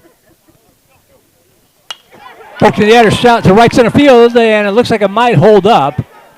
And the outfield collides, but they make the catch. And that'll do it. I think it was Tyler Betts, the center fielder, wound up with the ball in his glove after colliding with Trey Garza. And the inning is over, but not before the Vipers get 2 go-ahead runs. They get it on 4 hits, helped out by an error. They leave 2 runners aboard. We have played through 5. We will go to the 6th. New score, Vandergrift 2, Round Rock nothing. We'll take a break and be right back. You're watching Vandergrift Vipers Baseball on Vype Live. Interested in Vype Campus? Vype Campus brings our popular citywide media days right to your doorstep. As a Vype Campus client, we will work with you to help you take advantage of our unique campus model to build a unique experience for your school.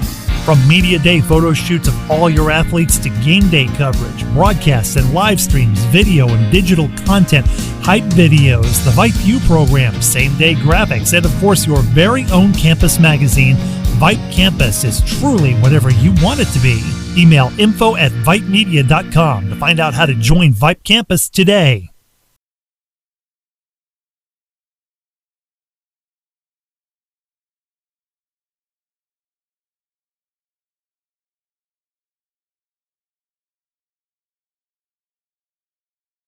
Inning, Sparrow still out on the hill.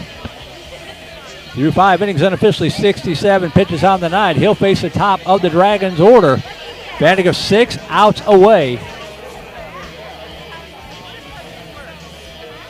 6 outs away from their first playoff appearance in about 4 or 5 years. I think we've got some defensive changes here.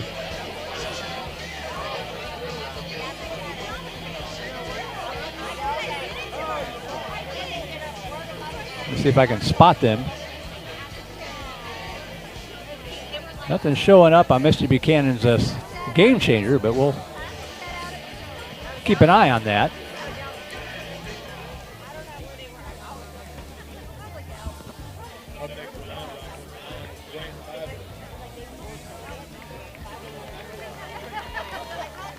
And we got a pinch hitter coming up here for the Dragons.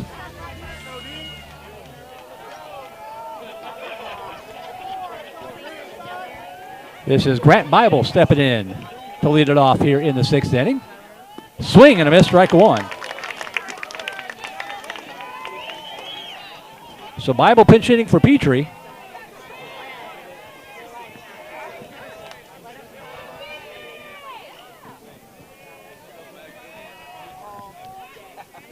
And that curveball bends in there for a strike, and the count quickly 0-2. Tyler Hubbard has taken over in center field. Everybody else remains the same. So a defensive change there by Coach Hickle. That pitch misses up high, and the count 1 ball, 2 strikes.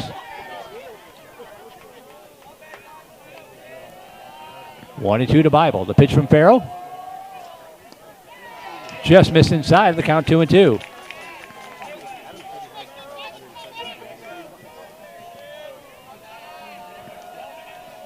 Two-two pitch. Got him. Called strike 3. Waiting on the umpire, that delayed call. Better late than never. 1 away. That'll bring up Kate Allgaier.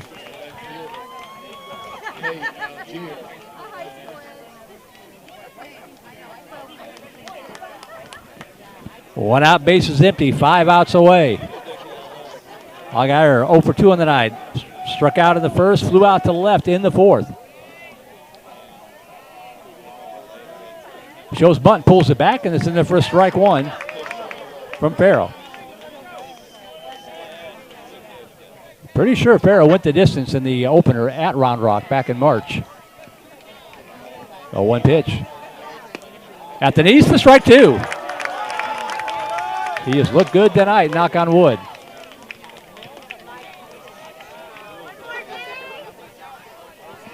No balls, 2 strikes.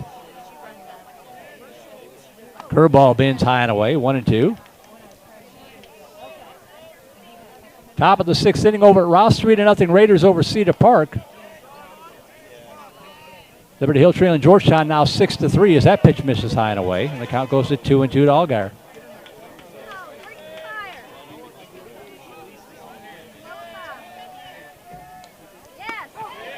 In there, called strike 3, and there are 2 away. As As we got an email from Julian Shaddix on voiceofthevipers@gmail.com. Says, we have thoroughly enjoyed watching the Vipers play this year.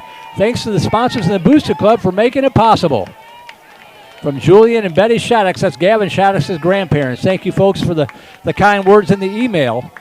Hopefully we'll get some more baseball next week. Still some work to do as Landon Schroeder steps in. 2 outs, bases empty, and takes the first pitch in there, called strike one.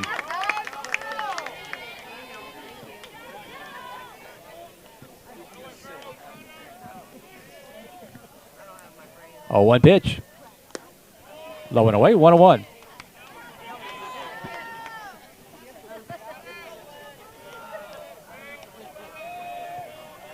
Vista Ridge has jumped out on top of Stony Point 2-0. Bottom of the 5th inning over at Vista. Fouled straight back, and the count goes to 1-2 to Schroeder. Cedar Ridge has increased their lead over Hutto to 3-0. If Cedar Ridge wins, that would force Westwood to win tomorrow at McNeil. That game was postponed. They would have to win tomorrow at McNeil to be the number 1 seed. Checking a swing and the pitch down low, 2-2.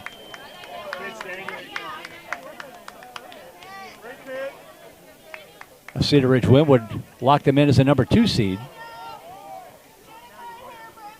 2 balls, 2 strikes. The pitch from Farrell. Fouled out of play to the right side. We'll do it again.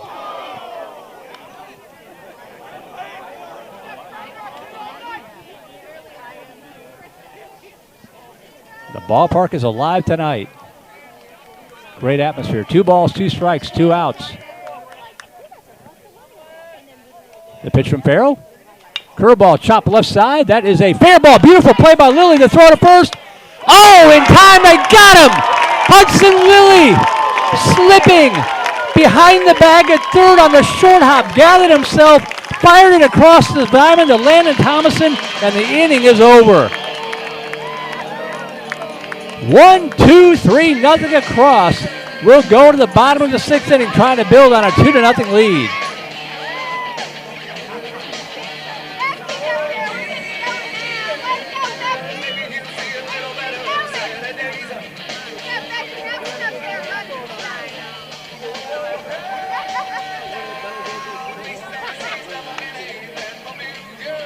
If that ball gets by Lilly, it rolls in the corner. And Schroeder is standing at least second base, if not third base, and would bring the tying run to the plate. Instead, it's a 1-2-3 inning. And we'll go to the bottom of the 6th inning, and a new pitcher in here for the Dragons. It'll be Andrew Harden coming in, the 3rd pitcher of the night for Round Rock.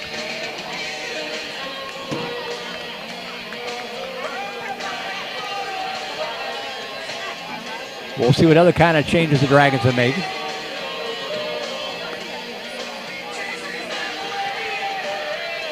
Sikora stays in the game, by the way. He's playing shortstop.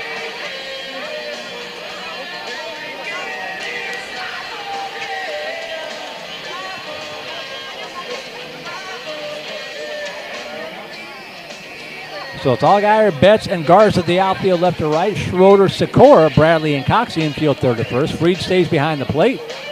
And Andrew Harden, the 3rd pitcher of the night for the Dragons, to face Simon Baker, Landon Thompson, M.D. Connor. Hopefully a few more. I am not comfortable with the 2-run lead. Not against Round Rock.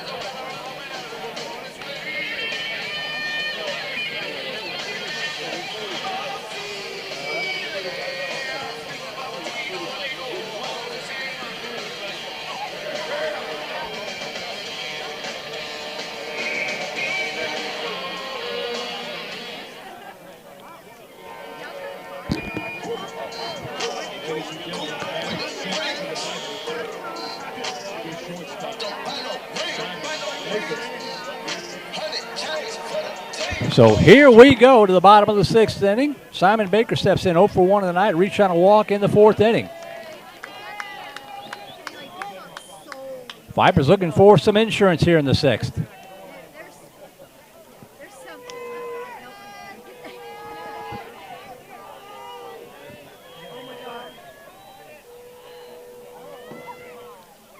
And the first pitch up high, ball 1.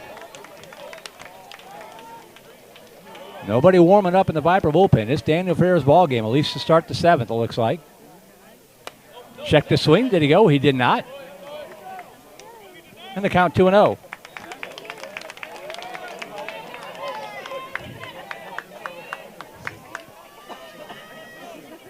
Two balls, no strikes. At the knees for a strike, 2-1.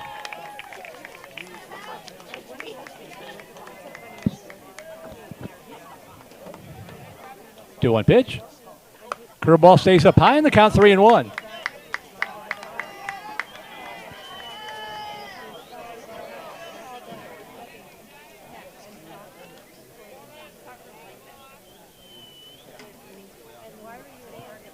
Way outside, ball four, and the Vipers have the leadoff runner aboard.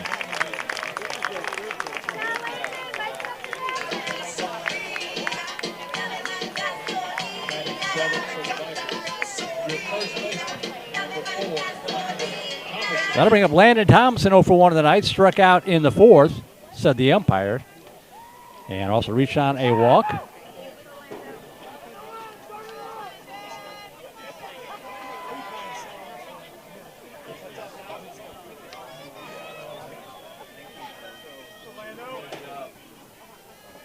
So Thompson will step in.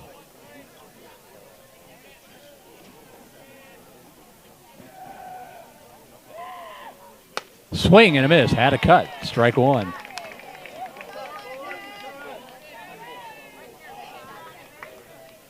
Baker only 0 for 1 in stolen bases, so don't expect him to go.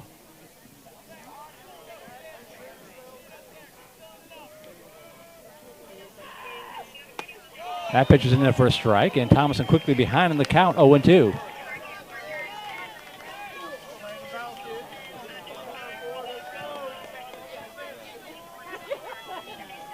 No balls, 2 strikes.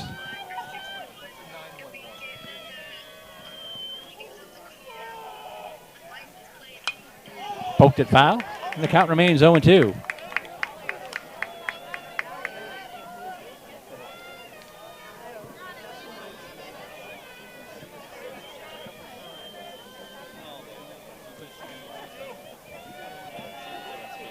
Oh, 2 the count to Thomason.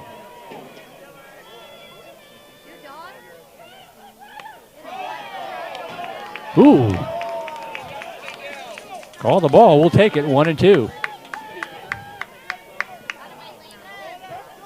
Cedar Park scratched out a run in the 6th inning. They'll go to the bottom of the 6th inning over at Rouse. The Raiders 3, Cedar Park 1. At one time this season, I don't know if it's still the same, but that district, that 25-5A, had 4 of the top 20 teams in the state at the 5A level playing in it. Cedar Park, Rouse, Liberty Hill, and Georgetown. 1 ball, 2 strikes to Thomason.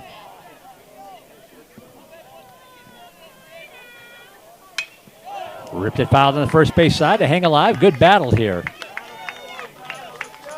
between Thomason and Andrew Harden.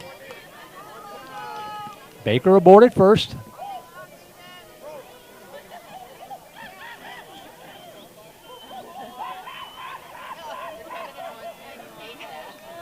The 1-2 pitch. Got a piece of it again. Vipers have had some extended at-bats tonight.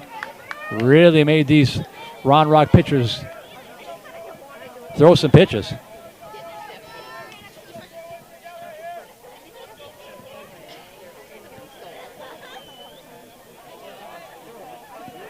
One ball, 2 strikes. Swing and a miss, strike 3. Harden wins the battle. 1 away for M.D. Connor.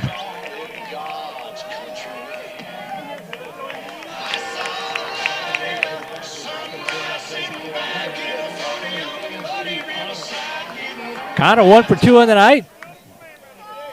Singled, scored, or actually his runner, Cole Wisson, scored for him in the 5th inning.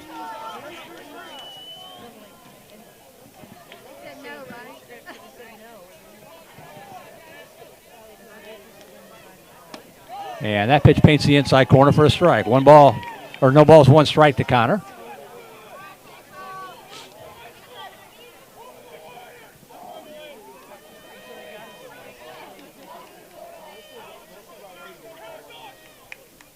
High and away, ball 1.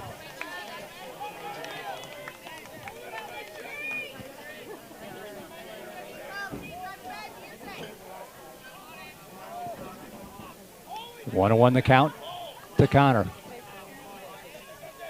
There goes the runner off first. Hit and run, swinging a miss, strike 2. And no throw, so Baker's aboard at second base. So the Vipers with an insurance runner in scoring position with 1 away, but the count 1-2 now to Connor.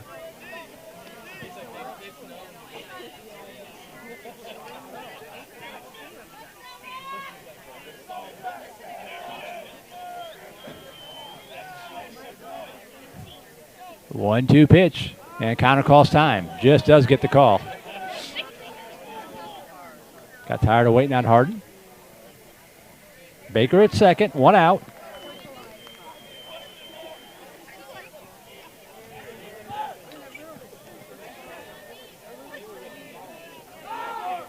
Throw down to second, shortstop covering, but the runner Baker dives back in time.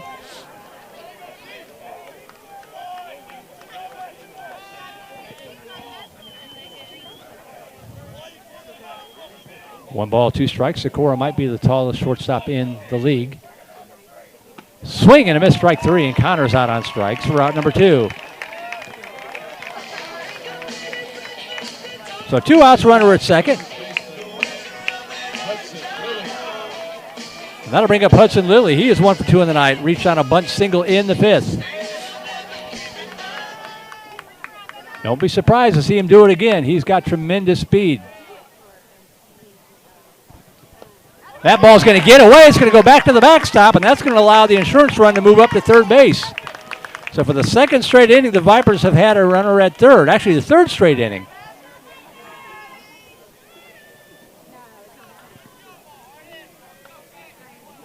A 3-0 game looks so much different than a 2-0 game heading into the last inning. Let's see if Lilly can get home Simon Baker. 1 ball, no strikes. Good pitch there at the knees for a strike. 1-1.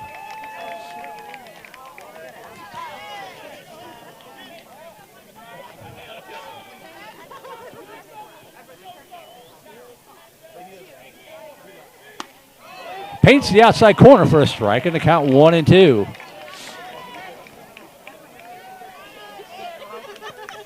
One ball, 2 strikes to Lilly.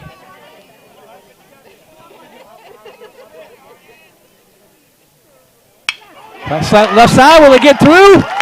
Sikora with the long throw to first, not in time! And the ball's going to go against the dugout, and Lilly's going to move down to second base, and the Vipers have a 3-0 lead.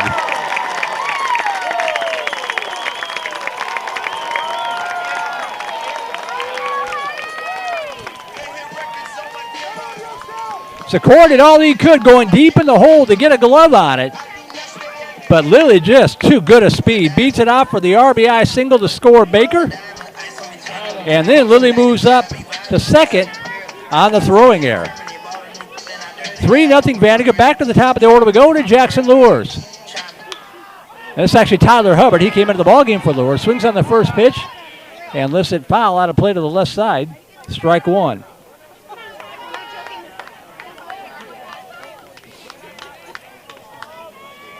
So Hubbard's first at bat of the night.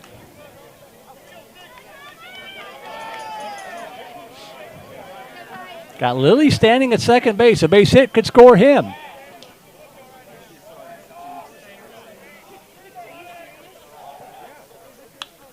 Ooh, laid off the off speed. Got a piece of it, fouled it back, and the count 0-2 to Hubbard.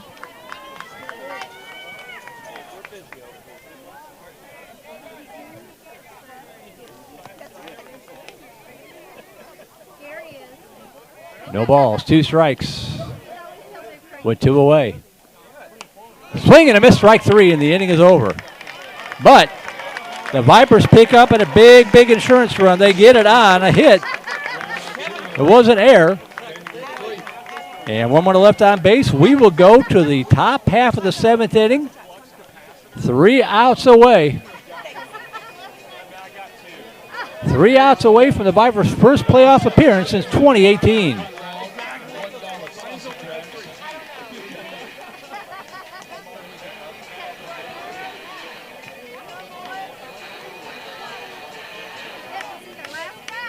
And Daniel Farrell will take the hill. He'll be facing the 4, 5, and 6 hitters, Sikora, Garza, and Betts, with a 3-run cushion.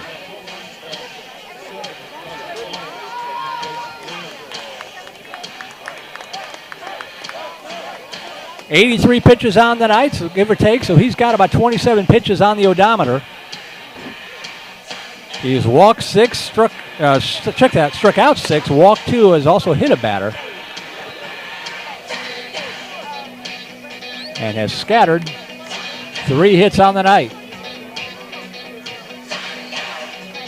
Shaddix, Hubbard, Freeman, the outfield left to right. Lilly, Baker, Moore, Thompson, the infield third to first. Buchanan behind the plate. And Daniel Farrell trying to get the biggest 3 outs of his life.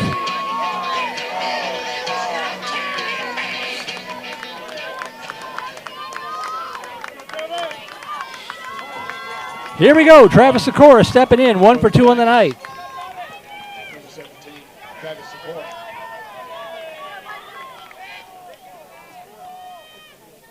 High inside, ball 1.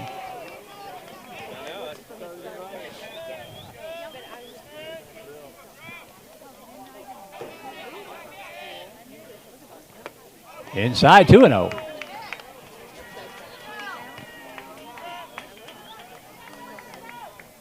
Dual pitch. Poked in the air to center field. That ball is going to be caught by Tyler Hubbard. Thought it was going to get down, but Hubbard got a great jump on it. He hauls it in for out number 1, and we're 2 outs away.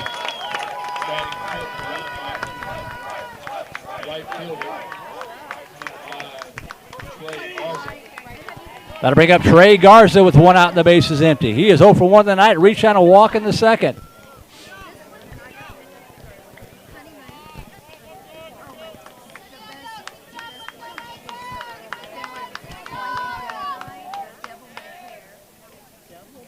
Curveball spins high in tight. Ball 1.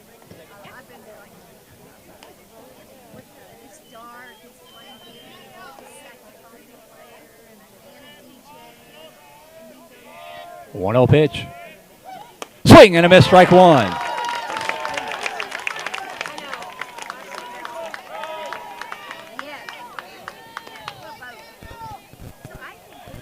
One ball, 1 strike. Misses outside, 2-1.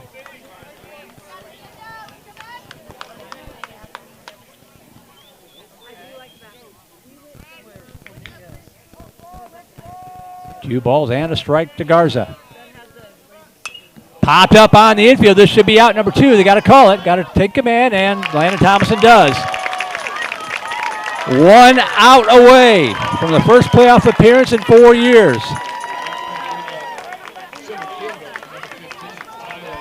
Tyler Betts, the last at bat for the Dragons. He is 1 for 2 on the night, single in the 5th.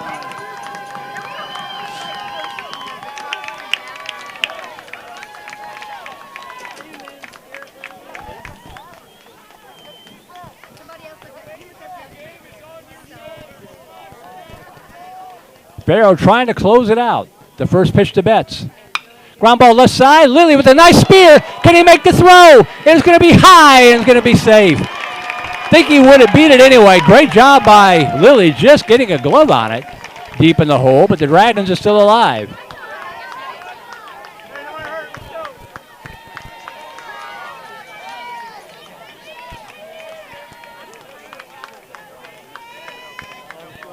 So 2 outs, 1 aboard for the catcher, Drew Freed. Actually got looks like a pinch hitter coming in here.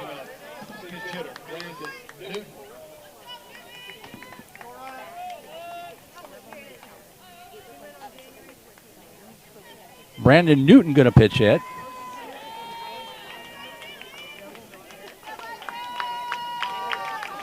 So Newton to pinch hit.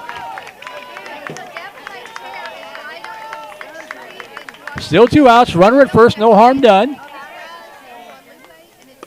Athanaze, strike 1.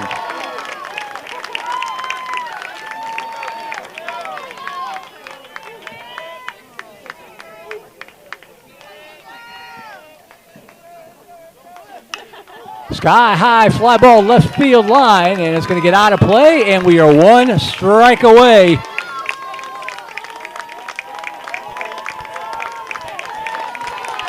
Vipers fans on their feet. They've been waiting a long time for this. No balls, 2 strikes to Newton. Farrell from the belt, the pitch. Just missed outside, ball 1.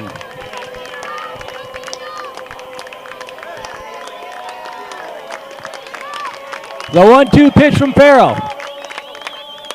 Ball game! The Vipers are going to the playoffs!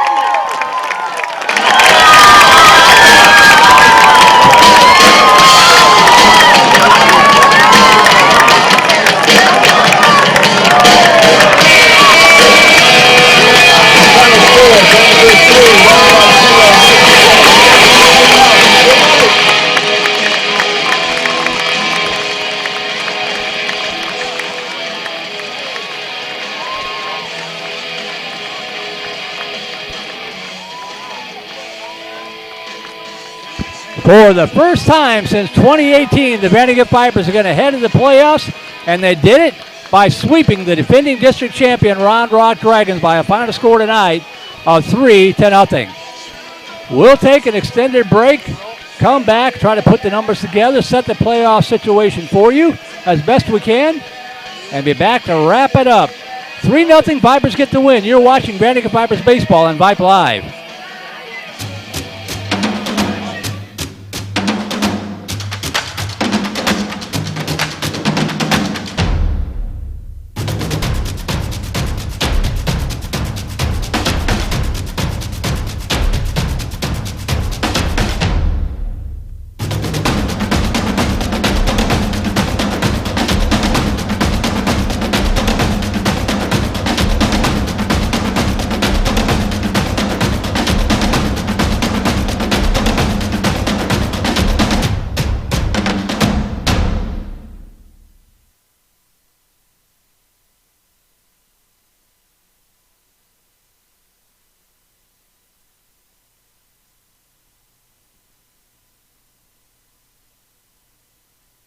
Tonight at Rockin' Venom Field, the Vandegrifts Vipers have qualified for the playoffs. It's the first time in 2018 with a 3-0 win over the Round Rock Dragons. First the game itself.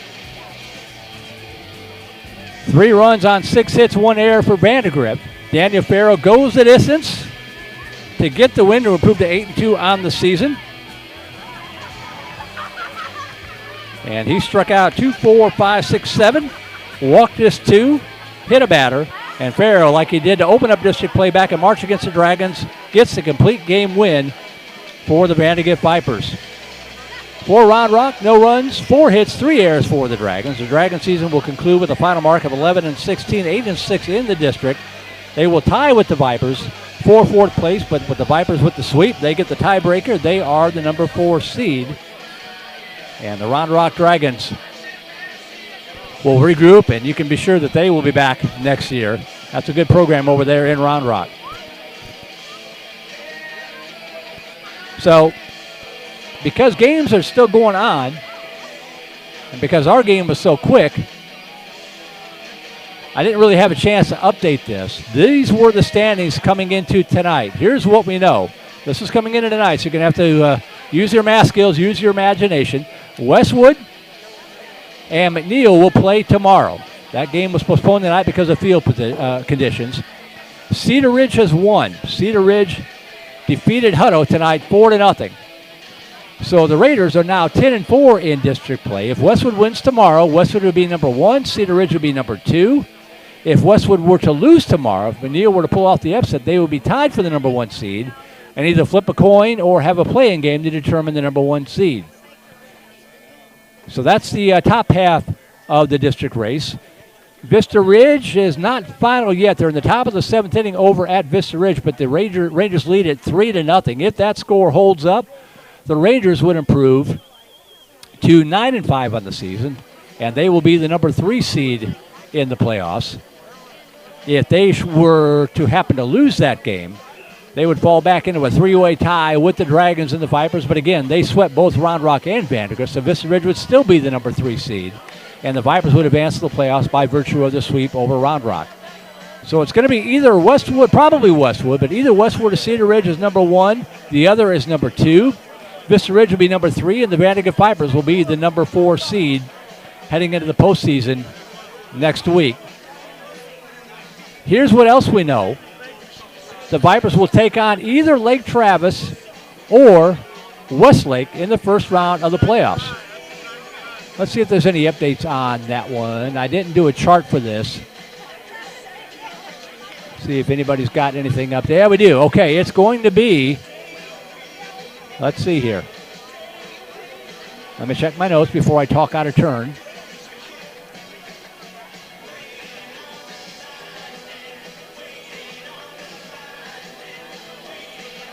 All right, Lake Travis won tonight. Lake Travis was taking on San Marcos. Westlake was taking on Del Valle. Lake Travis has won tonight. No score on the Westlake game. If Westlake wins that game, as they should, they would remain one game behind Lake Travis. And they split during the regular season. So Lake Travis would take a one-game lead into the final game of the season next Friday night. And again, Westlake should take care of Del Valle and put the pressure on Lake Travis to repeat themselves. If Westlake sweeps Del Valle and San Marcos were to come up and knock off Lake Travis, not beyond the realm of possibility, those two teams will be tied for first place and would have a playoff game for the number one seed. So we know that Lake Travis won tonight, but we still don't know who the Vipers will play in the first round of the playoffs. It's still kind of up in the air. It will either be Lake Travis or Westlake. Probably a best of three, but of course stay in touch with the Booster Club, all the relevant social media outlets, all that kind of stuff. We will bring you the game next week, courtesy of the Booster Club. Don't know for sure if it'll be video. There's a lot of weird UIL rules in place. So it could be a radio broadcast or it could be a video broadcast. Hopefully it'll be video either way, but we'll be on the air hopefully one way or the other. So I'm going to take one more quick break, catch my breath, and be back to wrap this one up. 3-0, the Vipers with the win. You are watching Vandegrifts Vipers Baseball on the Vype Live Network. Become a Vype Insider today. Access breaking news in high school sports. Enjoy premium articles and exclusive coverage written by expert analysts, and watch exclusive videos, documentaries on programs in your area. It's only $2.99 a month if you subscribe for the monthly plan. If you go for the yearly plan, it rounds out to just $1.99 a month. It costs you only $24 a year to get all of your Vype news throughout the entire year. Subscribe today. What are you waiting for? It's less than a cup of coffee a month. Become a Vype Insider. $2.99 a month, $23.99 for the whole year. Hey, it's Vype. We will see you at the games.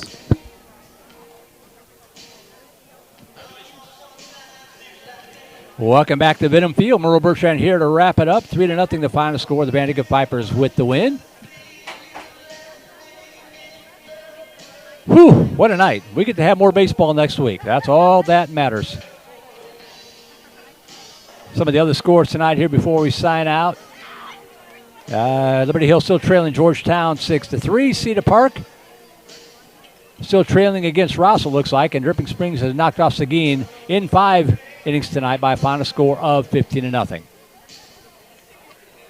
So that's going to do it for us tonight.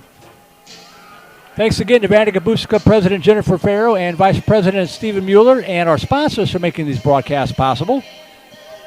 You see them there on your screen. Our Grand Slam sponsor, Shannon Kramer with Kramer Property Group. Our home run sponsor, Silverton Custom Homes with Mr. Jason Grimm along with Jones and Spross.